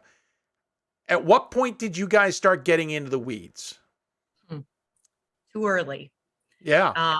I think, I'll be honest, I think because at that point, the other 2 committee members who had done the bracket before were in the tournament.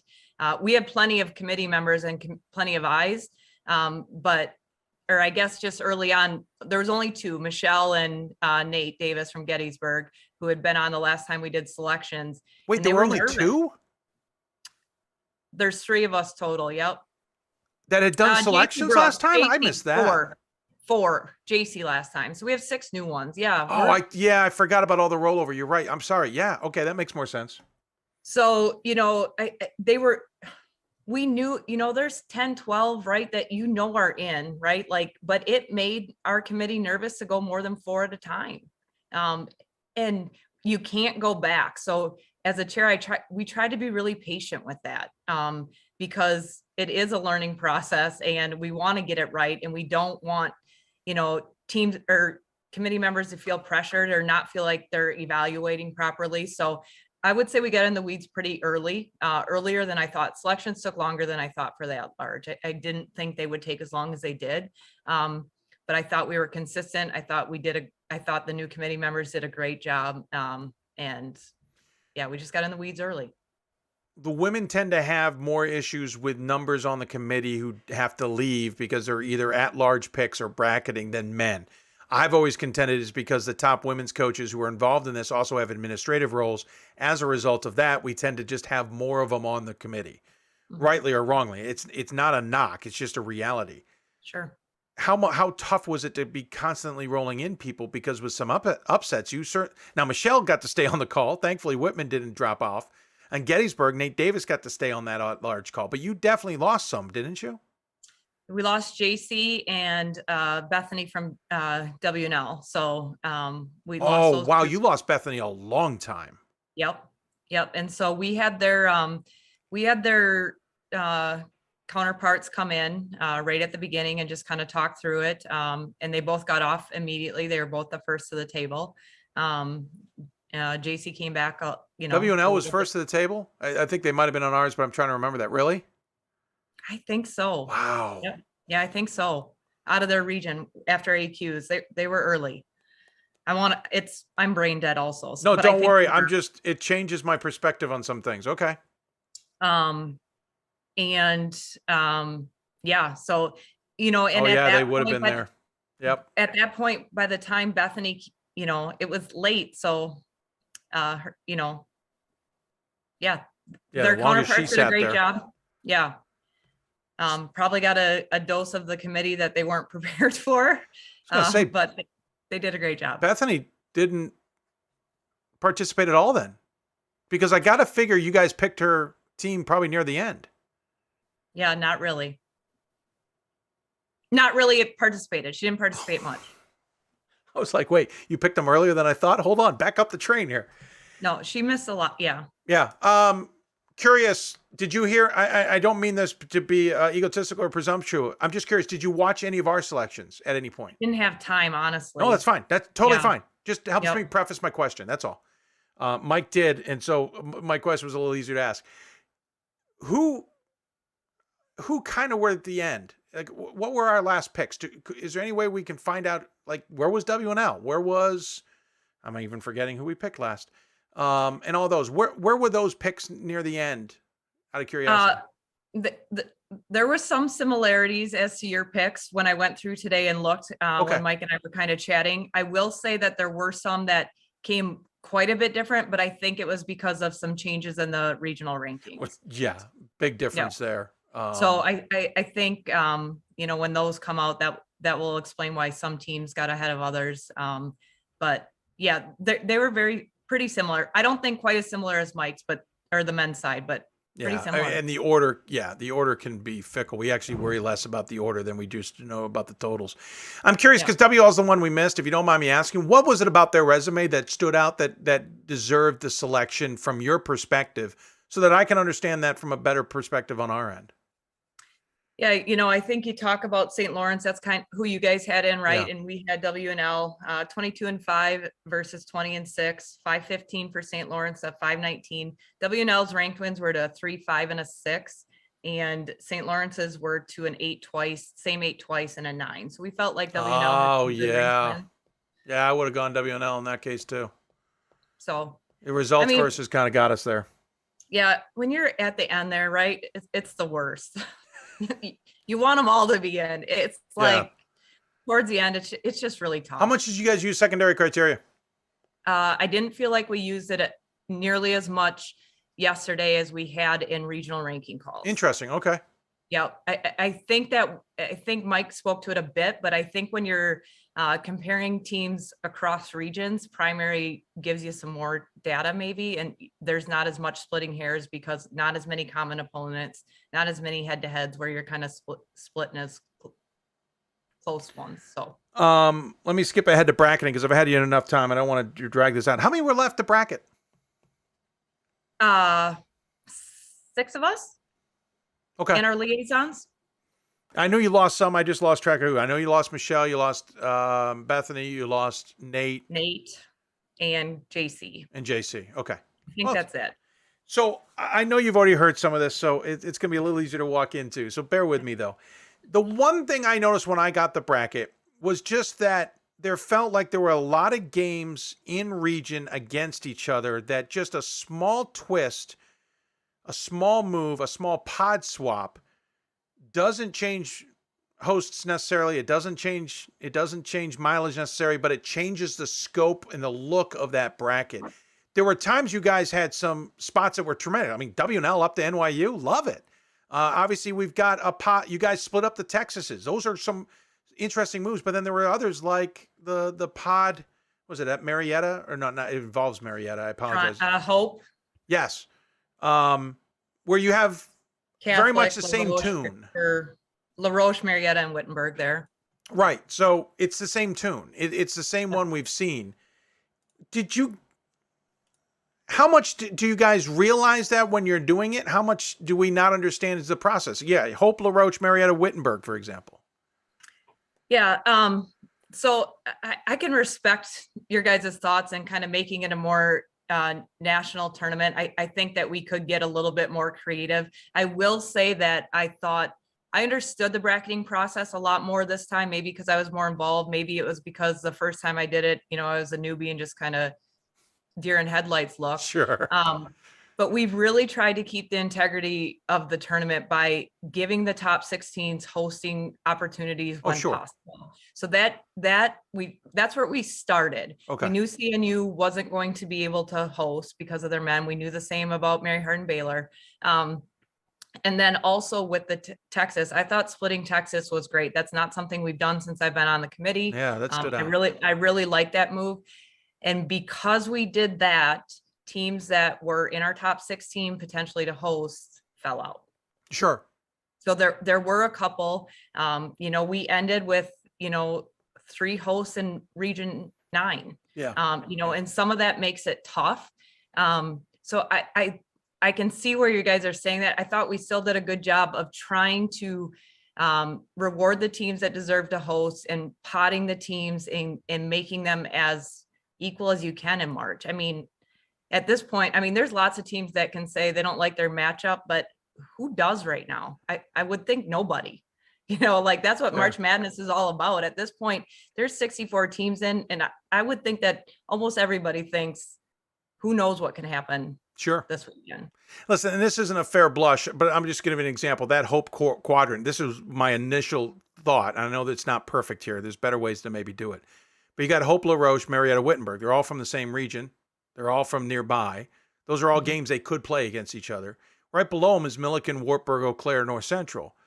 I don't know if this is possible, but off the top of my head, I think 600 miles would allow you to get Milliken and Wartburg to Hope instead and take the Marietta Wittenberg and send that to Eau Claire, and all of a sudden you have a very different feel, and it's not one region in one pod and one region in the other. That's kind of where my brain goes, and I'm wondering, we talk about on the men's side, we heard a quote a long time back, trying to have this was when we had 8 regions, have 4 regions in each pod.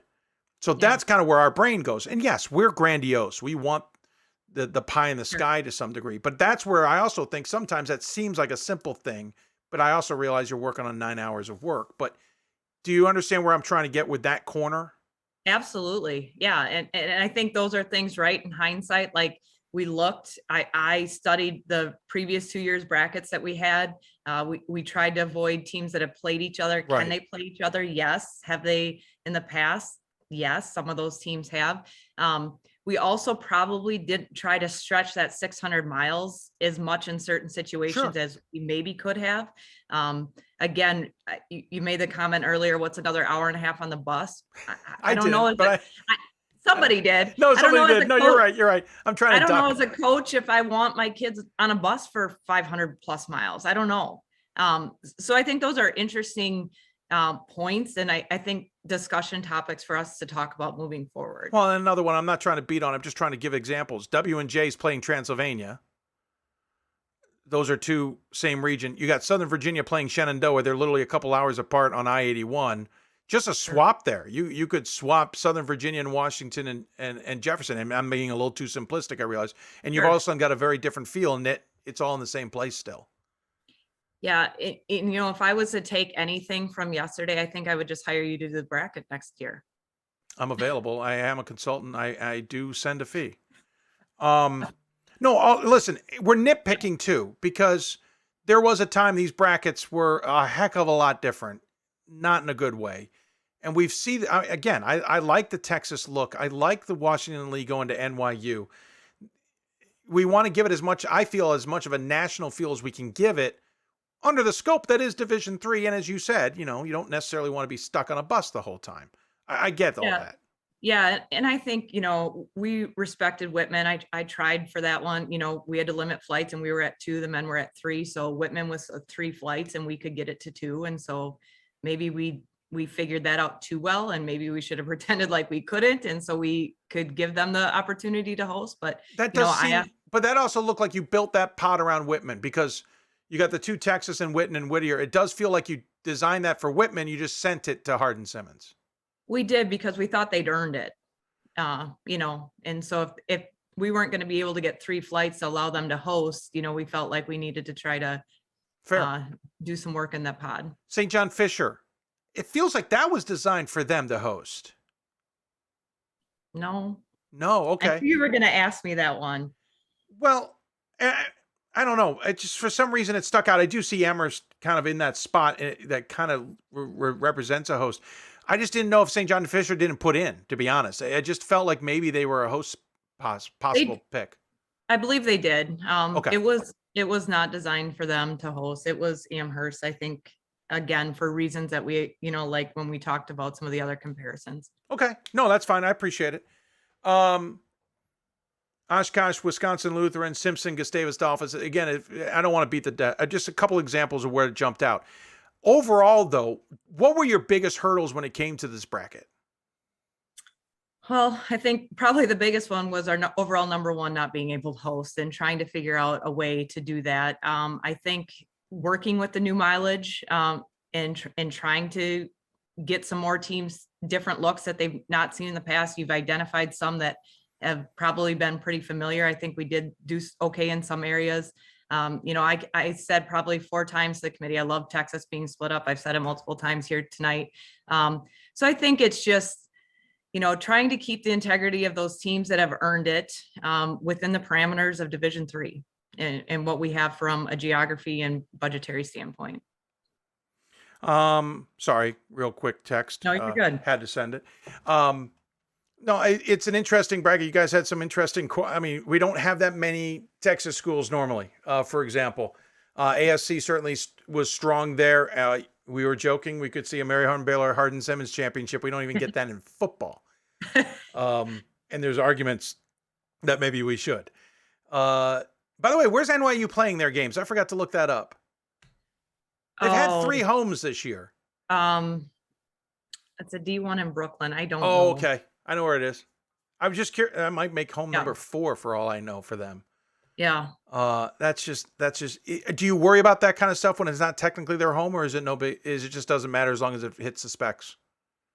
I don't think it matters as long as it hits the specs and they've earned it and they've put in the bid to host and feel like they can handle it. Back to the type of question like it is for the Banana Slugs, only because I forgot I should have asked it earlier. Webster, obviously they lose in the conference tournament. Everything we see, they wouldn't have made the tournament. Yeah. You didn't have to have that conversation, but how hard is that conversation to maybe consider? I think it's really hard. They were definitely talked about. It's not like they weren't considered. And we didn't get to that point, but I will tell you that we had the conversation this week earlier, midweek last week and yesterday. If they didn't win, they're 25 or they're undefeated, and how can we not take a team like that in the tournament? Now, just like everything else, they didn't have a ranked win. They have a low SOS. Their secondary, their non-conference SOS was lower than their regular SOS. So it's hard to look at that and be like, they're trying to build their resume. They're trying to do what they need to do to be a bid for the national tournament. And so those were the discussions around them. They were obviously talked about, and that was very high on our radar, that they were undefeated and hadn't done anything to not have an opportunity. Grateful we didn't have to have that discussion. Yeah, I'm pretty sure you are. Just like the men were back in whatever year it was, the Lancaster Bible escaped that conversation because it wouldn't have been pretty, to say the least.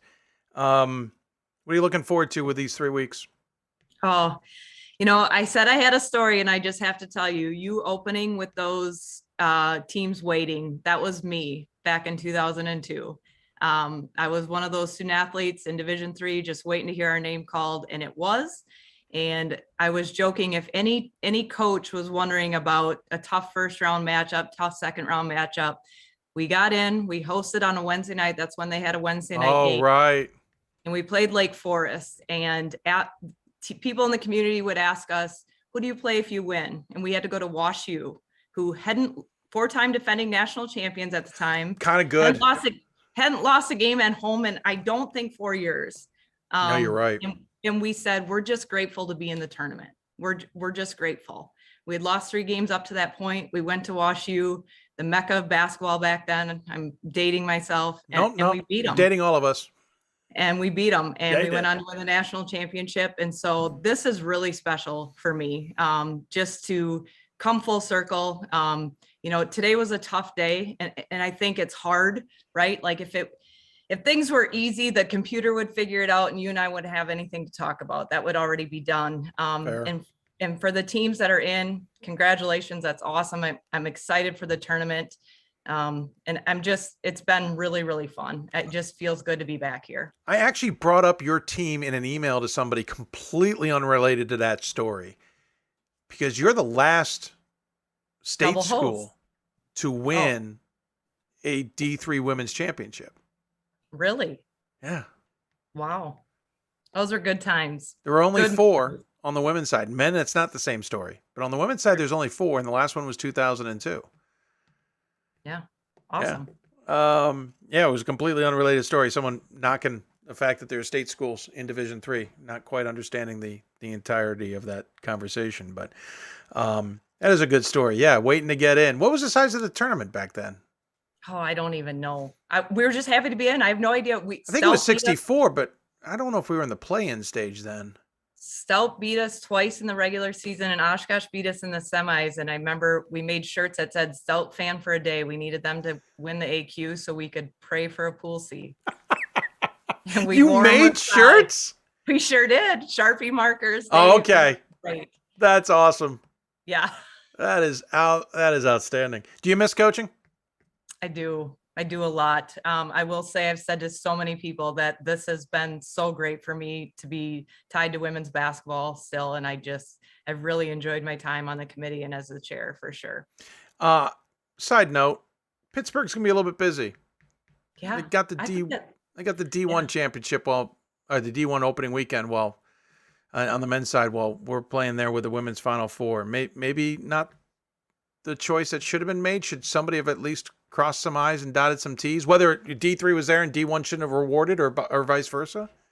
Yeah, maybe. But we've tried to take it. It is what it is, right? We've tried to take it as a opportunity and do some cross promotional stuff. I think it's a great opportunity for some of the teams that make it there to potentially catch some other basketball that weekend with us going to Thursday, Saturday, having game on Friday. And so just some opportunities there. And, Duquesne is beautiful. Their facility is beautiful. I'm very, very excited and think this will just be overall a great experience. We're looking forward to it. So I appreciate your time. I'm sure I could ask you 100 more questions, but you also kind of knew what we were coming in. You did some advanced scouting. I did. You did. Got to do my homework. You reviewed the tape to see what the landscape looked like and got ahead of a few things on me. Every coach does a scouting report, right, Dave? No, this is true. I should have known better. Hey, listen, I really appreciate it. I've got some ideas I'd love to share somewhere, and not bad ideas, just some ways to tweak and improve. Not you guys. I mean, the overall thing, the overall process. So I'd love to chat with them sometime, but I know we'll talk to you down the road. As always, we give the guests the final word. Any final thoughts you want to share with those tuned in? I just want to thank you for all the time and the opportunity. Mike and I texted and called today and said how impressive it was that you got 38 out of 40 and how we felt like we did a good job of explaining what the criteria was and what that meant to get in the tournament. So we patted ourselves on the back for your guys' good work last night. You should. I mean, Mike has been great. I've learned a lot from him. He's let me lean on him in some tough situations and regions. And so wish him and his committee and his team the best of luck. And then I'd be remiss if I didn't thank our national committee. They've done a great job. They've had a lot thrown at them as everybody else has. And so just to my committee and the regional committees, thanks so much. And just to all the coaches that are watching, congratulations. This is what March is all about. And to be playing and dancing and having an opportunity for something great is pretty special. So good luck to everybody. Well said. I really appreciate the time. Really appreciate the insight. Yes, you make our job better when you're open about it, and we appreciate that. We'll look forward to talking to you down the road and marching our way towards Pittsburgh. And enjoy it yourself. I will. Thanks so much, Dave. Thank you. Take care. Megan Wilson joining us on the Blue Frame Technology Hoopsville Hotline. We'll take a quick break. When we come, Pat will at least join us again. We'll try and recap, not stick too long with the show, but we'll recap some things and wrap up this one. And I'm going to go get some rest and a drink afterward. I don't do a lot of drinking these days, but need one. I want to thank the committee chairs for being on the show so often. Really helpful, really informative, and we appreciate it. We'll talk more in a bit. You're watching Hoopsville. Oh, you know what? We really should mention our sponsors before I go, because a lot of them have done a lot of work to get or help us be in this situation. I want to thank Sensible Sports Marketing, especially Looking for promotional products or apparel? Sensible Sports Marketing has the largest selection of in-college athletics. If you can dream it, they can do it. From game day giveaways to premium donor gifts and more. Visit Get Sports Sense or call 800-575-4765. I also want to thank Jersey Genius. They're the ones that are the reason we got so many jerseys hanging up behind us, along with my wife, by the way, who's done a lot of the help. I want to thank Jersey Genius. We're going to get a promotional thing going with them. You should be looking out for it on our Twitter account this week at D3 Hoopsville, obviously. A way that maybe you can get your hands on a Jersey Genius as well. They're really affordable if you want to hang some jerseys in your office, your man cave, your woman cave, whatever you want to call it. Jersey Genius, want to thank them for their support. And, of course, the National Association of Basketball Coaches, the National Association of Basketball Coaches, works to further the best interests of the game of basketball and the coaches and players who participate in the sport. The NABC thanks its nearly 5,000 member coaches, including the many Division III coaches who impact our game, for upholding the core values of leadership, advocacy, service, education, and inclusion. For more information on the NABC, head to their website, nabc.com. Back with more after this. These are your teams, your players, your community of fans. This is where they play, where they practice, where you cheer. At every meet, every event, every game. Your community is passionate, dedicated, supportive. You know the tension of a close game and the thrill of the win. So while you're cheering, keep an eye out for anything out of the ordinary. If you see something suspicious, say something to local authorities.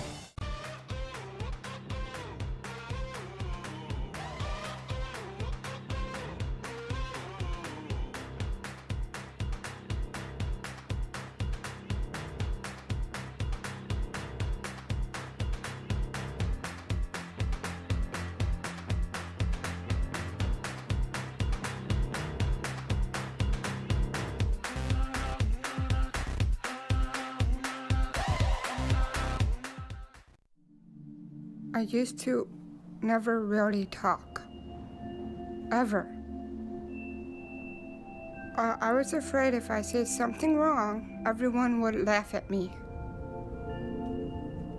But then I started to play golf with Special Olympics. It helped me to find my voice. And now everyone else is speechless. We've got more schools than Division I, more fans than Division II, and more upsets than March Madness. There's 800 programs with over 11,000 games leading to 2 national championships. And we've been covering it all for over a decade.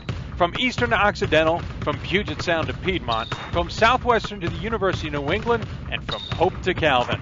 Nobody covers Division III basketball like we do. We're at d3hoops.com at www.d3hoops.com. I learned a lot of valuable lessons playing college football. I never thought about the health benefits of exercise until I actually started to talk to coaches in college. It's not only just for performance, it's for life. My coaches instilled the importance of well-being, not only building up strength, mental health, getting enough sleep, eating properly is all what it is to be healthy. I decided that I want to go into personal trainer and share my knowledge that I obtained in college about physical and mental well-being. These are your teams, your players, your community of fans. This is where they play, where they practice, where you cheer.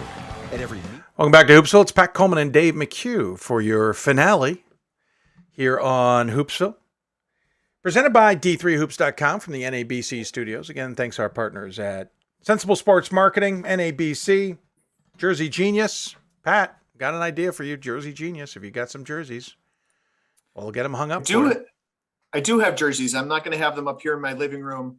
I did want to note that, yes, I did not go all the way down to my basement studio today. I wasn't going to give it away. Yeah. I didn't think it needed to be We could given have away. the step and repeat wall behind me, blah, blah, blah. It's, I'm enjoying not being confined to my basement quarters so much of late. Fair. Listen, I'll be honest. I probably could have asked more questions of both of them, but I'm also a little brain dead at this point. I was very interested. Do you mind if I just come up with a thought for the moment? Feel free. It's almost the most recent thing Meg Wilson said, other than, the 2002 Stevens Point win at WashU. Well, Like and when being she said that that, it's large like, team. when she said that, I remembered exactly what our front page looked like that night, which I think was basically February 28th of 2002. It's maybe 20 years ago tonight. If I go back, I just tweeted out that URL and it would tell us. That's what I was just doing. I was cheating. Nope, March 2nd. March 2nd. Okay, that's much better. March Madness belongs in March, my man. Yes, it does. D1. But, it's like it brings back specific memories. I remember exactly where I was. It was kind of like a shot heard round the world moment. And then, of course, the Pointers and Shirley Egner go on to win the whole darn thing that year.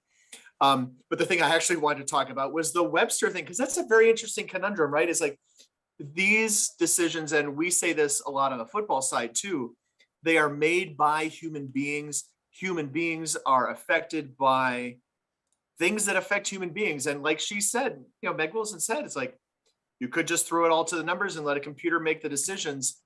It would be very difficult to have left Webster out of the conversation. And thankfully Webster, took care of business and didn't leave their fate in the hands of a committee. But I think it's one of the things that is always instructive to remember, is that they are people and people are affected by the things that affect people.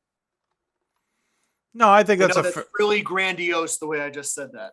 No, but it's a fair point that it's not cut and dry a lot of the time, and that it is. Hey, listen, we're not going to get them perfect.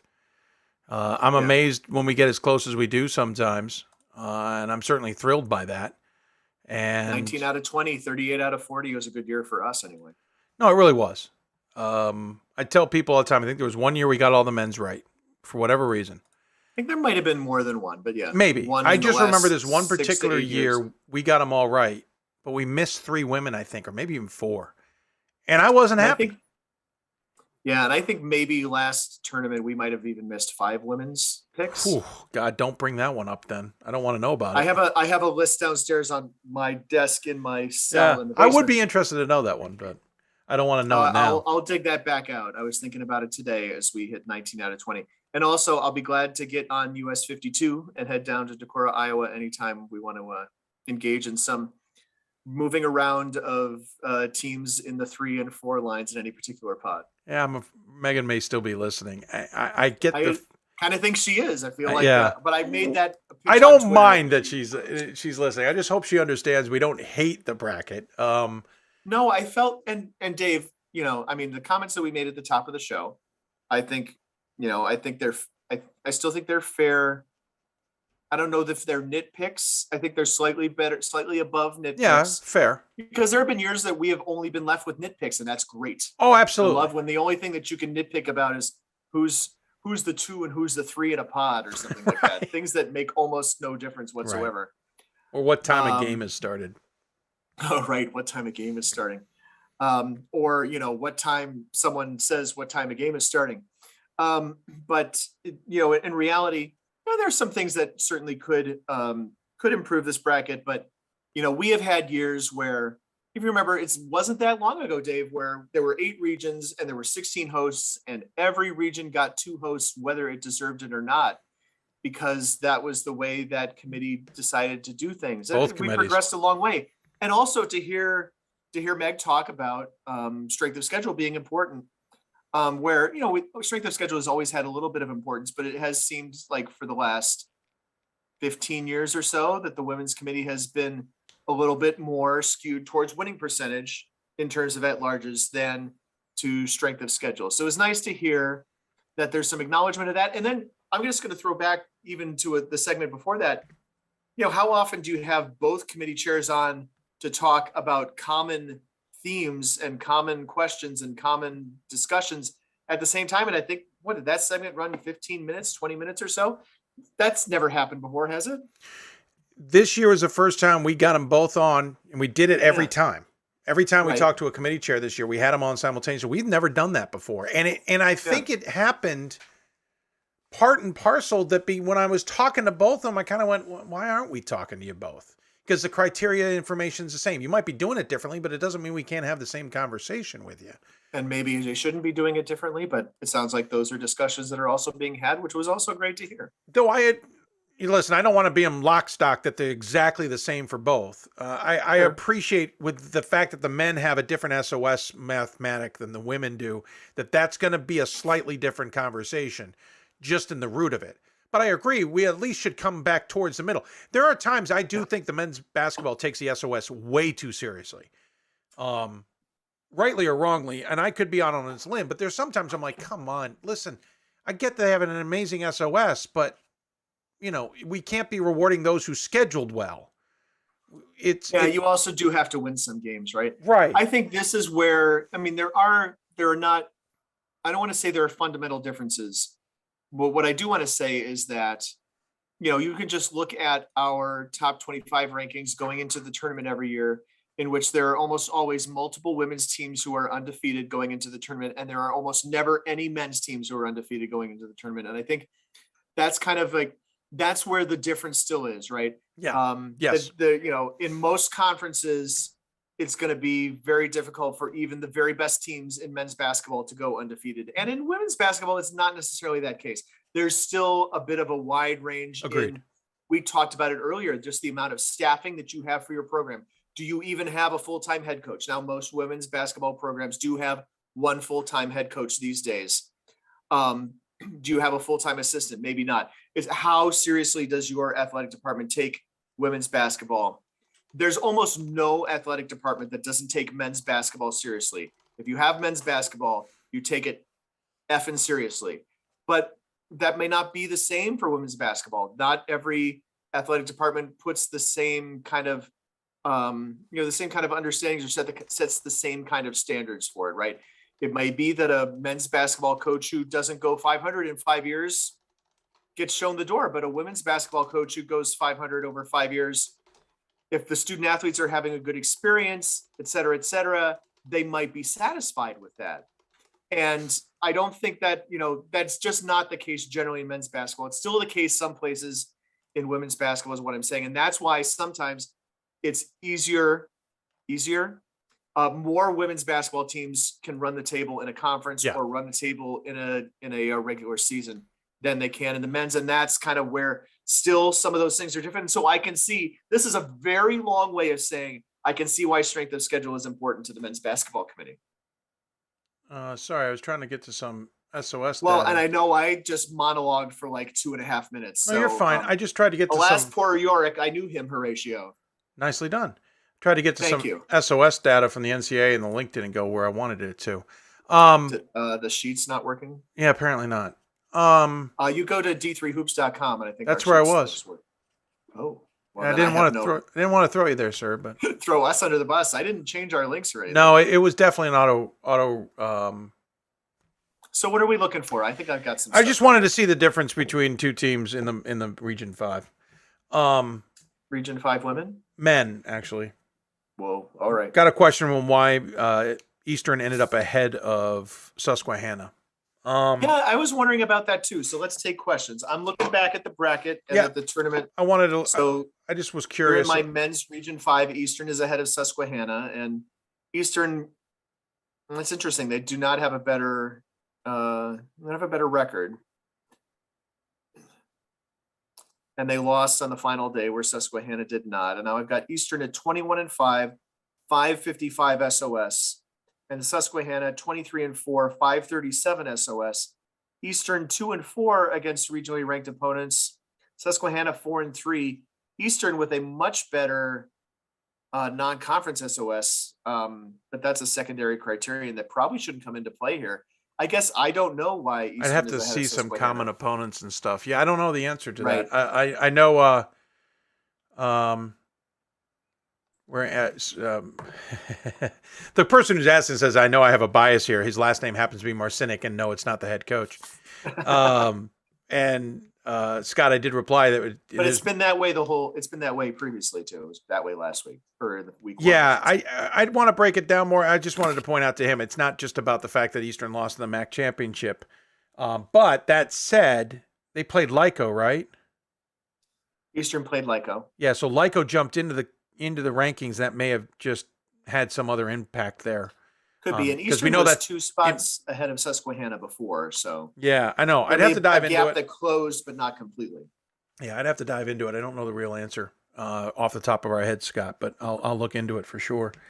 Yeah, I was looking around to see if we did get any questions out there. Because, we got a little bit of time here. We can at least talk about some things. Overall, I don't have a lot to complain about. Yeah, the women's side, we could talk about making a better bracket. And again, we're talking about not the entire bracket because there are some good things on that bracket. There's just some things that felt like they just got missed, rightly or wrongly. But it's, again, our opinion.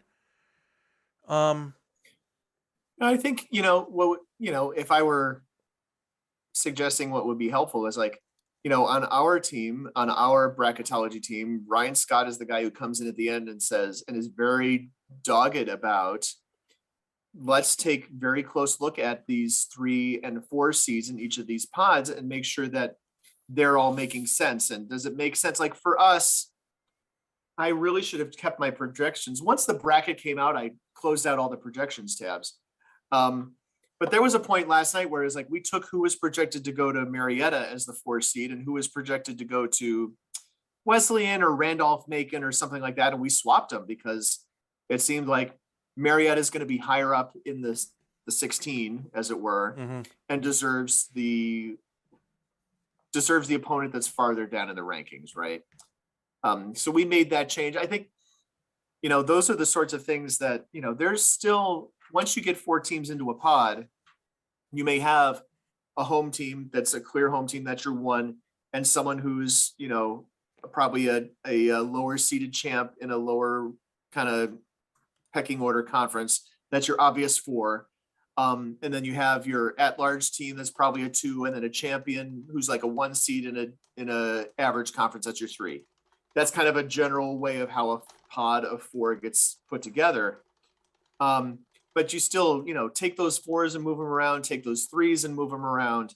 So like you talked about swapping, maybe it was Marietta and Milliken, something like that. That's doable. It wasn't an easy thing, but it was like Marietta, Wittenberg, and Milliken, Wartburg swapped around in some way.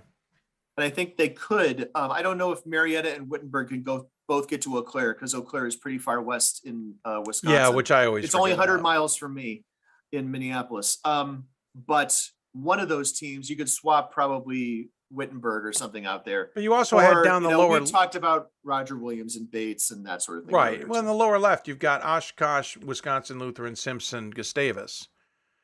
And it felt a very traditional pod. Yeah. It just felt, and I know it's a little westward, so I get that. But I just feel like 2 Wisconsins and then a Minnesota and Iowa, Yeah. I don't know. I don't know the mileage. If these are the things we're quibbling about, right? And we're not quibbling about who got in because we're pretty satisfied to get 95% right there. Right. That's an A. That is 95%. That is an A. You're getting a 3.7 on your GPA out of that, right? Or a 4.0. But we're talking about those things, then we're just talking about rearranging deck chairs. Right. That's a pretty good bracket. And this is the one we're less happy with. Right. No, that's a good point. It's pretty good. No, absolutely agree with you. I want to say one more thing. And this is something that might go unnoticed and we haven't talked about it a ton, but just the fact that, because of, I guess, facility and scheduling issues, those women's semifinals are on Thursday and the championships are on Saturday. Yeah, and hotels. Yeah. So Pittsburgh. I'm not bummed about that. By the way, CBS might have a little bit to do with that too, with putting the title game on Friday. They may not be able to put it on Saturday along with the men's game. I heard that somewhere. I'm not the thing I'm trying to say is I'm not bummed about being able to see the women's national semifinals on Thursday and then go to Fort Wayne and see the men's semifinals on Friday and then see a championship game. I'm tempted. I just don't know if I might need to be somewhere on Thursday instead, like Fort Wayne. But I've certainly thought about doing the same. Well, I'm already booked. I mean, I haven't put in my credentials. For me, it'd just be a drive, but it would break up the drive. Exactly. But there's some things not in the works, but there's some quirks in both. I'm going to walk a little carefully here. There are some things regarding both weekends that are happening differently that may require me to get to Fort Wayne sooner. or at least be around. I don't know how that's going to play out, but I'm going to keep my options open. Cool story, dude. Thanks for the vague booking on there. Well, you kind of know what it is, but I'm going to try and nail down by Thursday being able to say more about that. Unfortunately, one of my sources has not gotten back to me. But we'll get more into that. No, I put the smiley face reaction, but I don't think it's showing up. No, on the show, it popped so- up. Popped up. Did it? Okay. Yep, it popped up. I don't know how to do that on Zoom, but I don't need to be as proficient. See if there's any last questions out there from anybody. If not, you can shout at us on Twitter. That's what most people do. Yep. At least just have an informed question. So, of course, we always get those uninformed ones this time of year. Overall, though, no, good stuff. The committee's been pretty open. I did hear from some who want them to be a little bit more open. I think, and this is not a knock necessarily, but it's a critique. I wouldn't mind if the liaisons were a little bit more relaxed with some of the protocols for what they want said.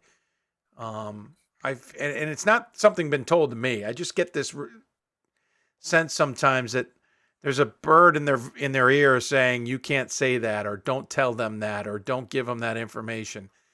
Ultimately, these chairs should decide what they do or don't want to say, I think. I don't know why it's as controlled as it is sometimes. Maybe I don't appreciate something that I'm missing. I do know that Dave, I don't think I'm in a position to say anything about what the liaisons might say. No, and I wasn't even referring to that. This is behind the scenes that you don't all need to know about. I was actually seriously talking about, there are times, and not necessarily always with this crew, but in the past, where I just feel like liaisons are like, do not tell them that. Do not give them that information. Do not do this. And some of it, I think, it should be up to the chair. If they want to give that information, let them give that information. If they choose they don't want to give that information, that's fine. I don't understand what the worry is there from a larger picture, because I get the sense that it's a large. Listen, there are some sports we absolutely know, though we're not involved in, who do not give information. Plain and simple. They do not want to be questioned. They don't want to give out information. It's why some of these things take so long for us to enjoy in basketball or in football or in other sports, because there are other sports who are locked down. Yeah. But I don't. Right. There's no D3fieldhockey.com per se. Right. And like the D3 lacrosse presence is not someone who's going to be out there and, watchdogging. I still feel like, you and I, Dave, have been lectured this year about what we think the role of media is at this level. Right. And we are still going to play that. We're still going to play that role. We're still going to do the watchdog things that media entities should do. We'll do it in a collaborative way and in a non-confrontational way whenever possible, but we're still going to play that role. But nobody's doing that for lacrosse and nobody's doing that for field hockey. And I'm not sure it's being done for soccer and some of those other, you mentioned volleyball, it's probably true too. If nobody is holding those committees' feet to the fire to ask questions, it is going to change how slow the pace is of some things that might happen in other sports, because in the end, a lot of that still reports up to the big championships committee that is all sports in Division III in order to get some reforms and some changes done. Alan Babbitt on Twitter, shout. In all seriousness, thanks for the hard work, or for all Thanks, the work. Alan. Appreciate that. Absolutely, Alan. I appreciate it. Congratulations to your teams. Got the men's reaction on our recap at the beginning. It was fun to watch them react. It's fun to see the Calvin reaction too. The men Calvin reaction was fun to watch. Hey, a couple of topics. Let me just bring them up because I just realized we haven't had a chance to talk to you about some things. First off, let me backtrack. You tweeted this out last night, but I figured I'll give you the airtime. Tim Fitzpatrick had some interesting thoughts to say. I feel a little odd to react to him personally. Okay. No, just because. So I can react to them. Well, instead? so you tweeted. You have that perspective. I think that's maybe better than me sitting in this chair. And he's talking about, so I think what you're talking about, Dave, is, you brought in a guy who's been a former committee chair back about 6 or 7 years ago or so. And kind of, we had talked about this coming into the week is like, what can we do to make sure that we're on the right track? And I think the thing that you and I discussed was like, well, why don't we bring in someone who used to be the chair and have them observe you and see if you guys are doing the right thing. And I, kind of threw that into the conversation, didn't track where it was going from there. And then last night, someone shows up and says, you guys are doing a great job, which is great. I loved to hear that. And I'm sure you did. And by the way, they were told if we were doing it wrong to tell us. Right. That's good. That's good too. Right. Not just blowing sunshine up your. If we're doing whatever. it wrong, I want to know. Yeah, exactly. Well, I mean, here's the thing, and Meg Wilson and Mike Schauer both pointed this out. It's like, that means that they're doing a good job of explaining what the criteria are. And that is true. But I'll say this too.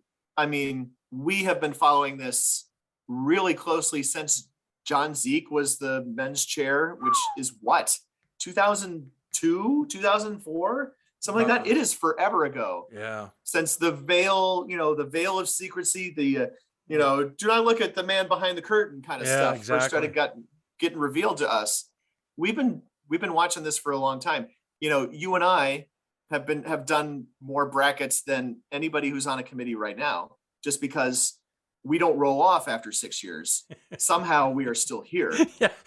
For me, 25 years later, still doing mock brackets. Yes.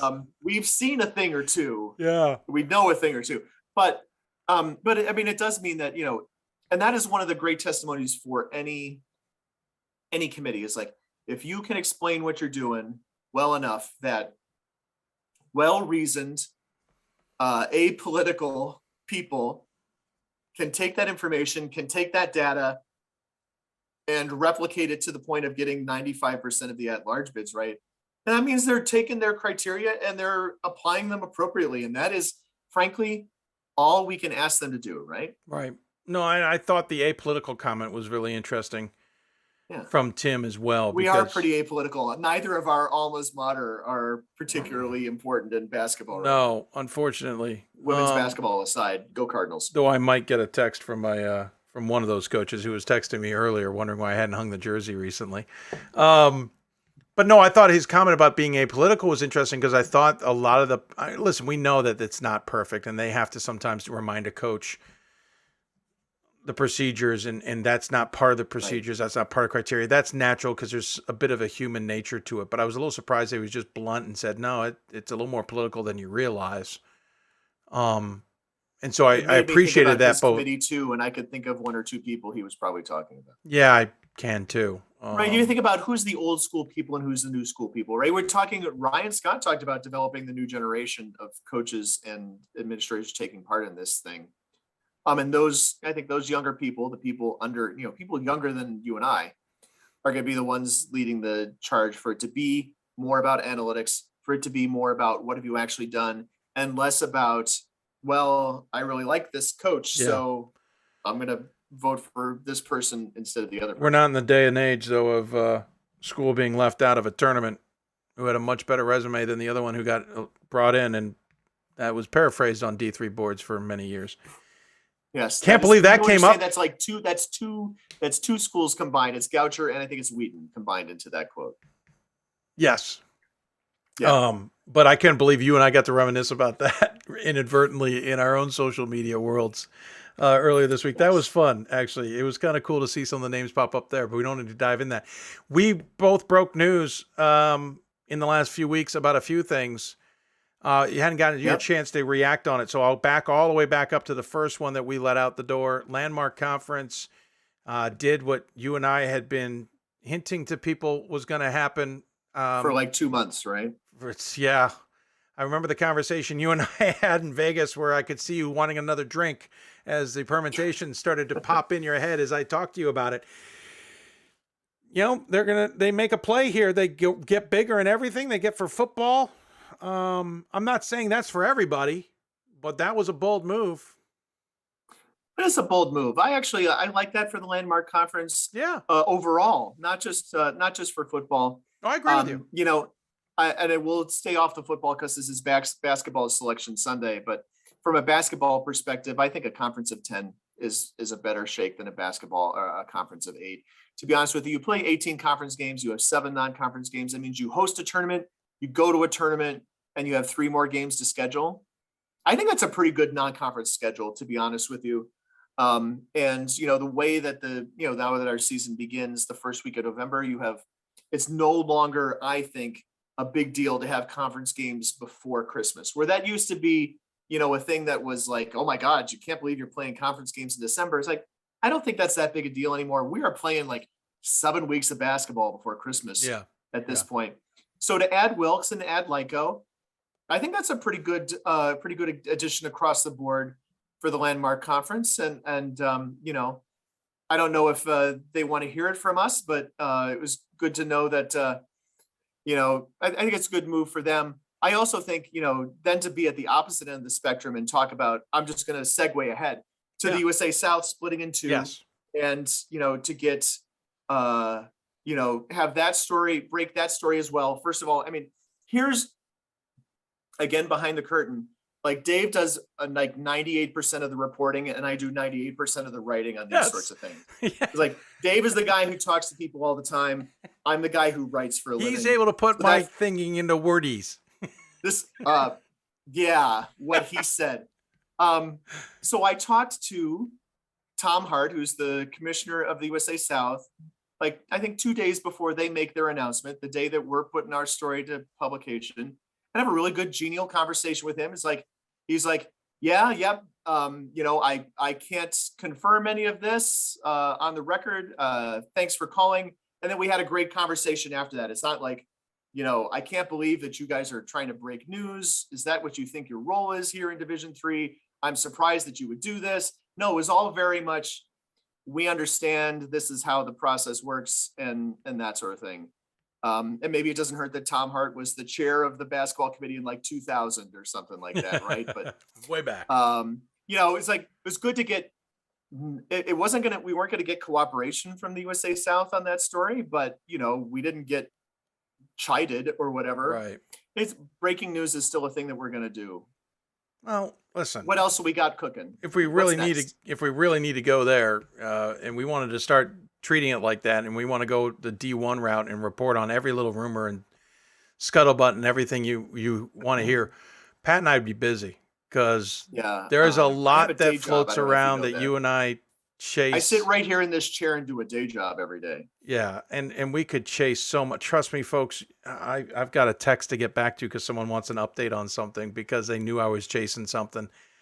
Chase a lot that doesn't make air, folks. A lot gets chased that doesn't make print. Let me know when I have to write whatever story that is that you're working on. Yeah, D3, we could go down that road and we could be a lot like D1. So if we're coming to you about a story because we're about to publish it, know that we've done our due diligence.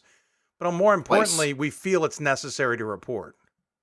Yeah, we've done our due diligence and we've done it more than once. Yes. Like we broke the Atlantic East story. Did we break the Landmark story? Because we had the Landmark story before the Landmark had a name. Pretty sure we did break that one too. Yeah, I mean, you talk to lots of people. And lots of people enjoy chatting with me. The other one too, what was I just drew a blank. Utica thinking about floating on to Utica D2. Thinking about moving to Division II in all sports, and that means Division I hockey. Yeah.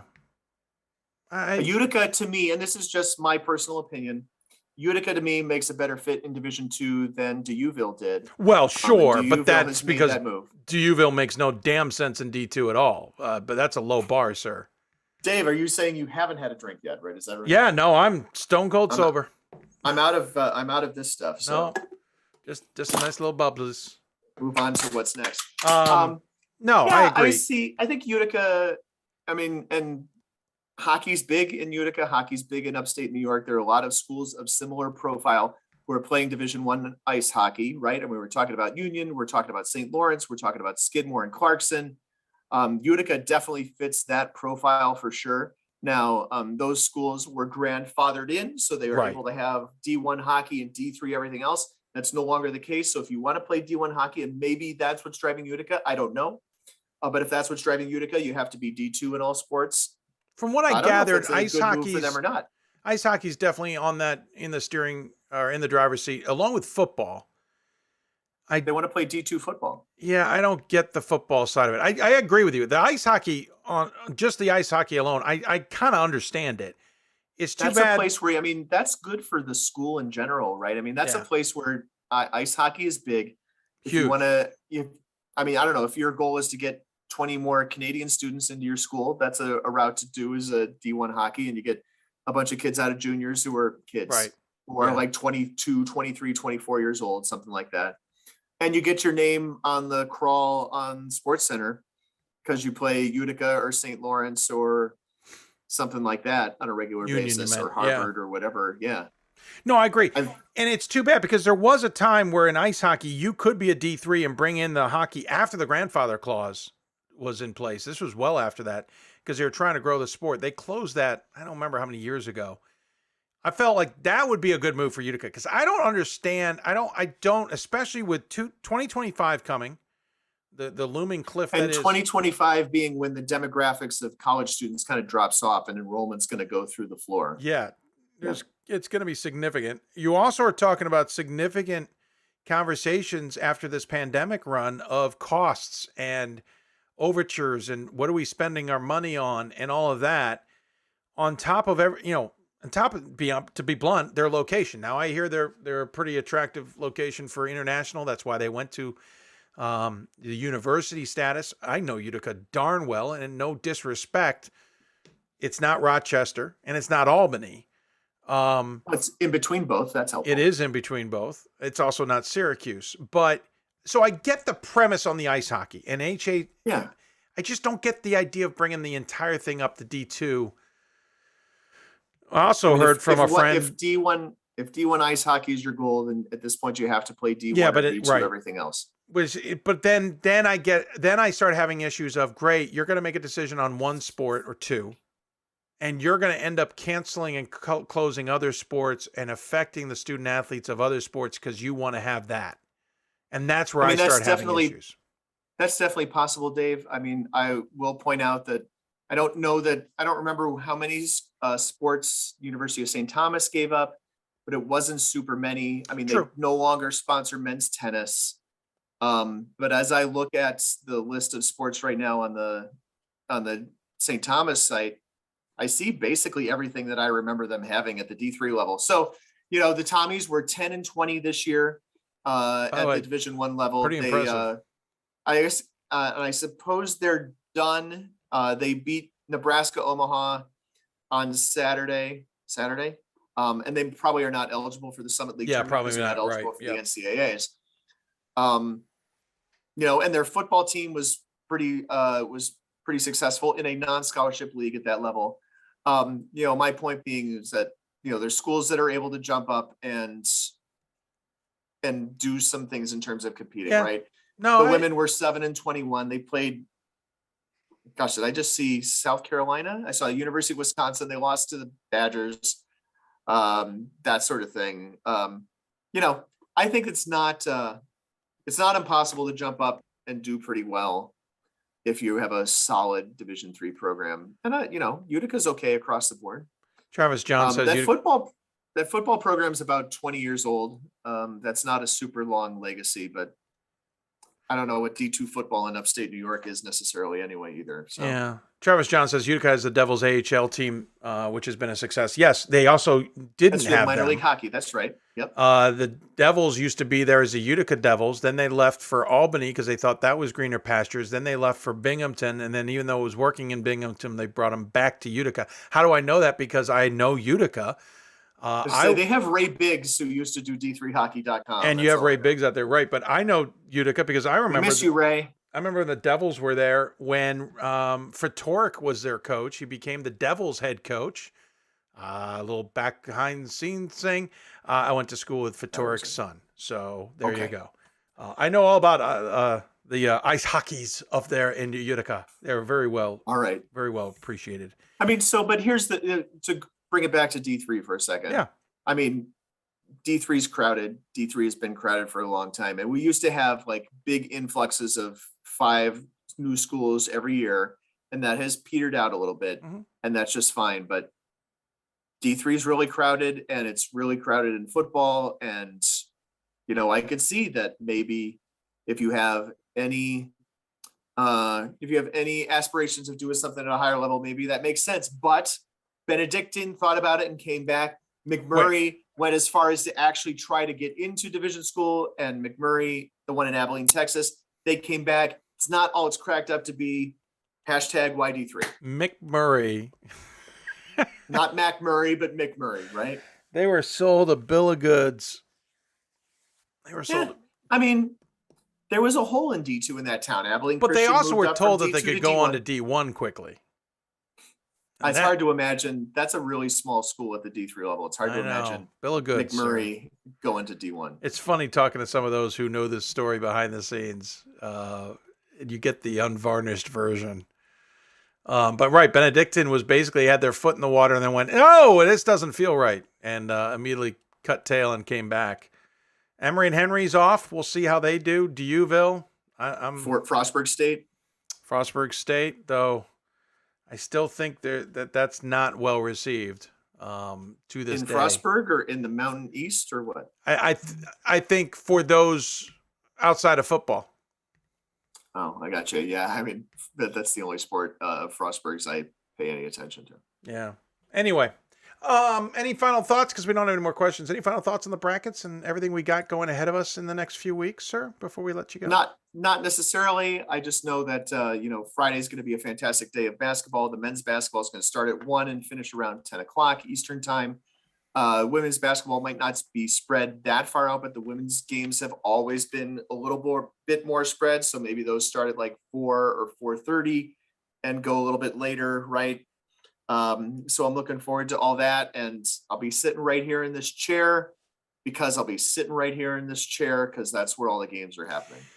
I know some people want to know if we're going to do whip around. The short answer is probably not, as much as I really wanted to do it this year. Boy, what a long day whip around would be. It would be a long day. You don't have to whip around. Basically, we'll just maybe just follow us on Twitter. We will point you to all the finishes, or follow our scoreboard page and see when the games come down to it.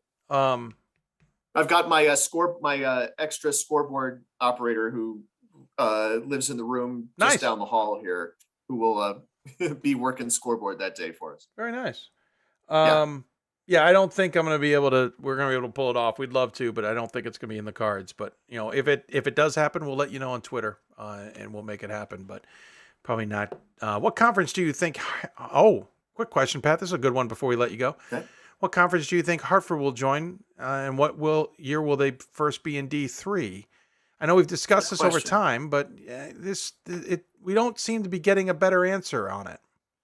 Right. And so Hartford is not a state school. Do I remember that correctly? I believe you're right. Yeah, no.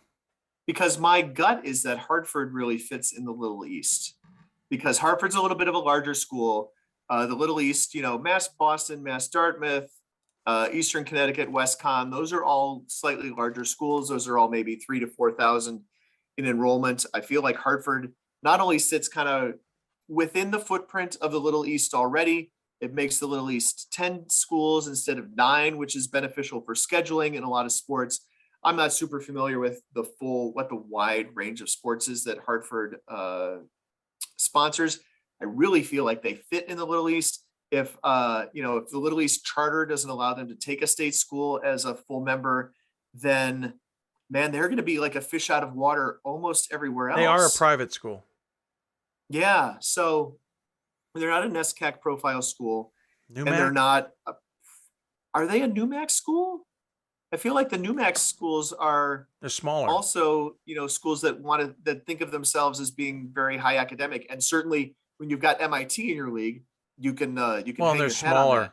Yeah, maybe Hartford's They're a little too big. smaller. I mean, MIT's pretty big, right? But Fair. Emerson's not. And, obviously Smith and Mount Holyoke for sure aren't. And Coast Guard is an academy, is it a federal military academy? Where is Frank Rossi to give me the picky difference between Coast Guard and Merchant Marine? I don't remember that. WPI is a school with some students. Gosh, I don't know. It's like are they a member of the AAU? Could they be in the UAA even?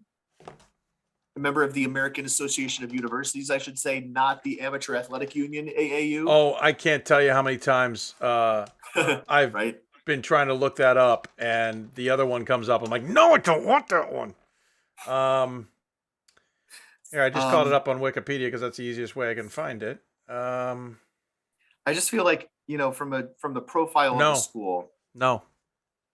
Yeah, from the size of the school, from the profile of the school, I have always thought that they most well fit in the Little East.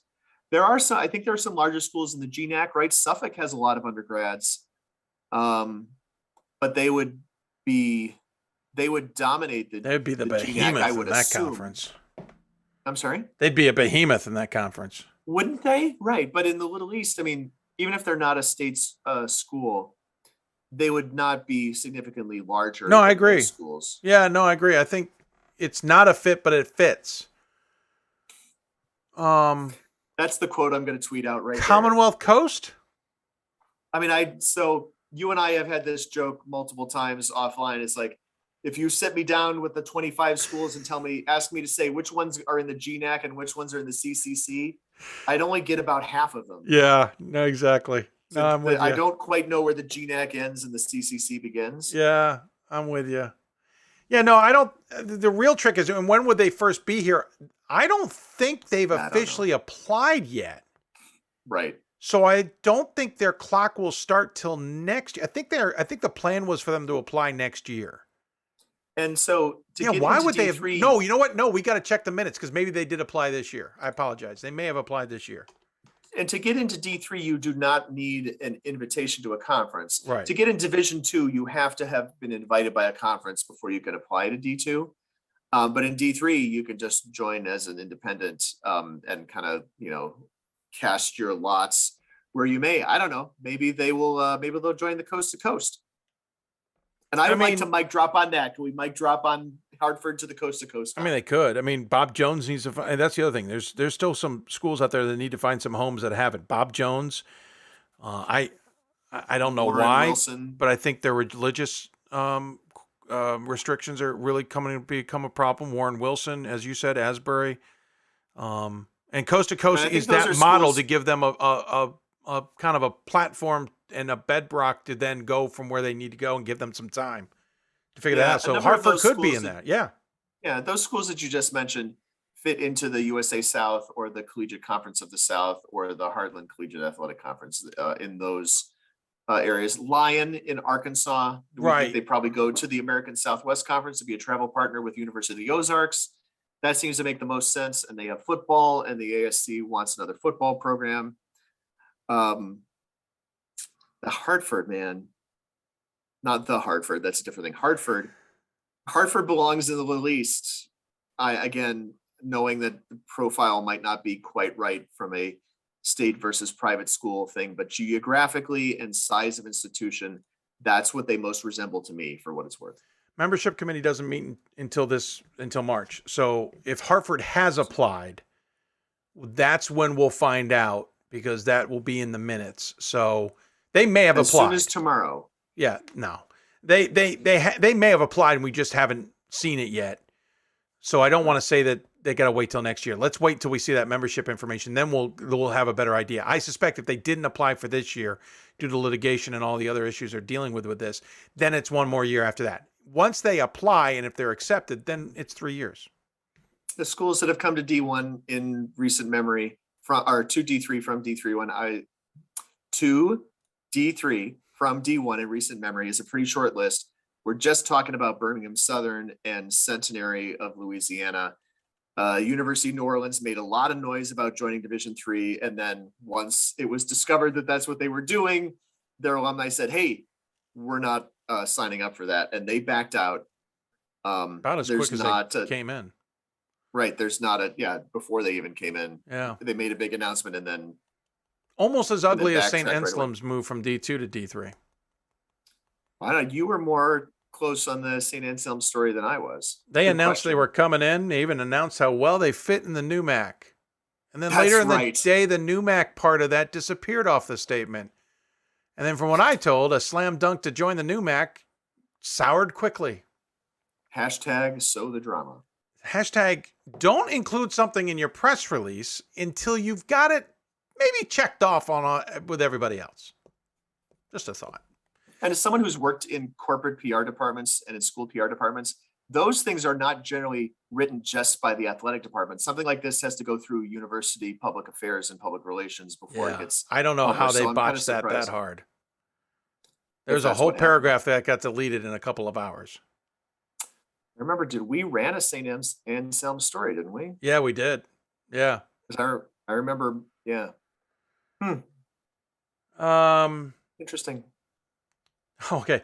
So there's this one individual. I'm just going to read it out loud because I want to get your reaction to it, only because I have a feeling I know what it's going to be. This person doesn't want to understand the criteria. This is a person who thinks Rochester should have gotten in before Cortland on the women's side. Oh, interesting. Okay. Yeah. So now the NCAA released the final regional rankings. It's now even more clear that committee members received favoritism, which is so wrong. I will expose this. I launched my new women's basketball reporting site, D3 to Hoops 3 Trill. Stay tuned, big sponsor. Okay. The last part, good luck. The first part, listen, J.C. Brooks is on the committee, but there are so many reasons Cortland's above Rochester in the regional rankings. It's not funny. I'm not even sure where to place that, and I'm somewhat disappointed that we gave them that much airtime. Yeah, I read more than I wanted to. My They're brain four didn't and a shut half me down. games. Like Cortland's 4.5 games ahead of them in the quote unquote Right. standings, right? They're 21-5 compared to 16-9 Right. for Rochester. Yeah, so that's where it started when I looked into it.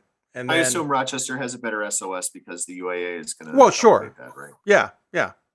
But anyway, this person just hasn't wanted to look at the criteria the way everybody else does. But anyway. And here's the thing of just one big commentary thing before we go is like, every time a new fan base comes into Division III, and obviously schools have been in Division III for a long time, but if you haven't been relevant in the national basketball scene, then maybe you're not paying attention to these things.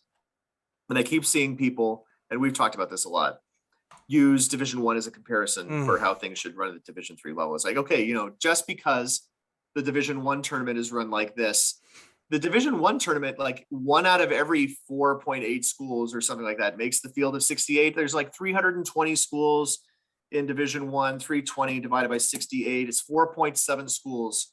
For us to have a bracket like that, okay, so memory plus, and what do we have? We have 420 schools or so divided by memory recall. That's an NCAA tournament bracket of 89 teams. We just can't compare those two things. If you want to think about who might be in the field of 89, then yeah, we'll get. Well, I flip it the other way. We'll get 3 Skyline teams, whatever. I flipped the conversation the other way. I say, so if we want to talk like that, let's take D3, but let's take D1 for D3 rules, in the sense of how many teams get in. D1 has its own world because if they did, they'd have like 50 teams, right? Instead of 68. Exactly. Stop comparing that so and so from the middle of a power conference got in. So that means the middle of a conference that we're talking about should get in. Well, yeah, they got to fill the holes. Well, and let's just talk about our West Coast thing too, right? There are, I think, literally 16 Division III schools on the West Coast, right? So we go back. Did we lose you, Pat? Oh, my Lord. You start talking about the West Coast and all of a sudden you shut down on us. It is a funny shot. I feel like staying with it. I don't know. Just feels fun. Somehow we've lost Pat. All right. Enough abuse of him. We'll at least get off the camera shot. That was funny. Oh, good for him. That's a great way to freeze on the shot, though. I mean, he's outstanding. I'm just waiting to see if he jumps back in. I don't know if he will or not. But I want to thank Pat for coming on. We talked a long time here tonight, much longer than I anticipated. I thought we'd be off the air close to 9, then backed up maybe 9:30. Oh, maybe he's coming back. He's back. He's back. He's back. Hold on. I got to get to the right camera shot. There we go. He's back. Welcome Dave, back. I have Comcast for what it's worth. Understand, sir. 4% of all Division III schools are on the West Coast. There's 1 school in all of the Mountain Time. There's 16 schools in Pacific Time. There's just not many schools west of the Mississippi at all, or let alone west of the Minnesota-Dakota border. Yep. So that's why it looks like this in Division 3, because that's where the schools are. Right. And I gestured to the north. The east is behind me. My bad. Yep. It's thanks for hanging with me during that. No worries. We did outage. embarrass you a little bit by sticking on the freeze shot because I thought it was such a great saw shot. that. Yeah. I couldn't leave it. It was just too good. Oh, sir, thanks very much for the time. Really appreciate it. And look forward to talking to you off air and on air and the weeks ahead. Sounds good. Follow the scoreboard on d3hoops.com for all of your updates on game day. By the way, new top 25's out. By the way. New top 25 is out. Randolph Macon's shocker, number 1. What? Unanimous? Unanimous still. Dave, I thought about changing it because sometimes unanimous number 1 going into the tournament is kind of a... Yeah. And I thought about it. It's a precursor. I thought about Marietta. Thought about Marietta pretty hard. I don't blame you. I see where you were going there. I don't blame you. But Randolph Macon, best of luck to Josh Merkel and his Yellow Jackets. Everybody is gunning for you. Yes, they are indeed. Hey, take care, buddy. Starting with Mitchell. Yeah. I'm not. Okay, starting with the winner of DeSales and Babson the next day. Yeah, I tried to be nice on the NCAA show. I can be a little less nice on this one. Thanks, Dave. Take care, bud. Bye. Pat Coleman joining us on the Blue Frame Technology Hoopsville Hotline. Back to the Cortland-Rochester comparison. It comes down to win and loss percentage, just for the record. SOS is marginally better, but Cortland's got a significantly better win-loss percentage, and that's where that ends. All right, we're going to leave you. Take off. We'll be back on the air Thursday night, 7 o'clock Eastern time. We'll try and squeeze in a bunch of interviews with people since we didn't do any tonight. Got a long list of those we'd like to talk to, and we'll go figure it out and see if we can get some on. Thanks for everybody for tuning in. Once again, I want to thank Sensible Sports Marketing for being part of the program. If you do want any information, you can go to getsportsense.com. They'll work with programs from every level of college athletics, specializing in big-time solutions for the small college budget. From designing posters, schedule cards, to large format wall graphics and more, they've got you covered. Visit getsportsense.com or call them at 800-575-4765. Also want to thank Jersey Genius for all the help on the jerseys we have hung up. We heard there's more jerseys on their way, and we'll get them hung up and rotated into the system. We'll finally get that camera shot I've wanted to show you more of the studio so we can show more of the jerseys. I thought it looked pretty good today on the NCAA show. We'll also work on the ones behind us. We moved the nice ones. I apologize to Center and Ohio Wesleyan and Greenville. We'll move into a nice spot, but we'll maybe move these around to get some more in behind us as well. Thanks for our guests for tuning in. I want to really thank Mike Schauer and Megan Wilson for joining us. Really appreciate it. Thank you for tuning in as well. Appreciate that. Thanks to Pat Coleman, and Ryan Scott as well. Take a break. We'll be back Thursday. We'll be back on the air, 7 o'clock Eastern time. Also, big thanks to Blue Frame Technology. Really appreciate their support. If you want to watch this show or you want to figure out how to stream better, go to blueframetech.com. You can also stream on the T1 Sports app on Apple TV, Roku, Android TV, and Amazon Fire TV. That's how you can watch this show on the big screen and watch it on demand. That'll do it for us, everybody. Thanks for tuning in, everybody. Hope you enjoyed. We'll talk to you on Thursday. Good night.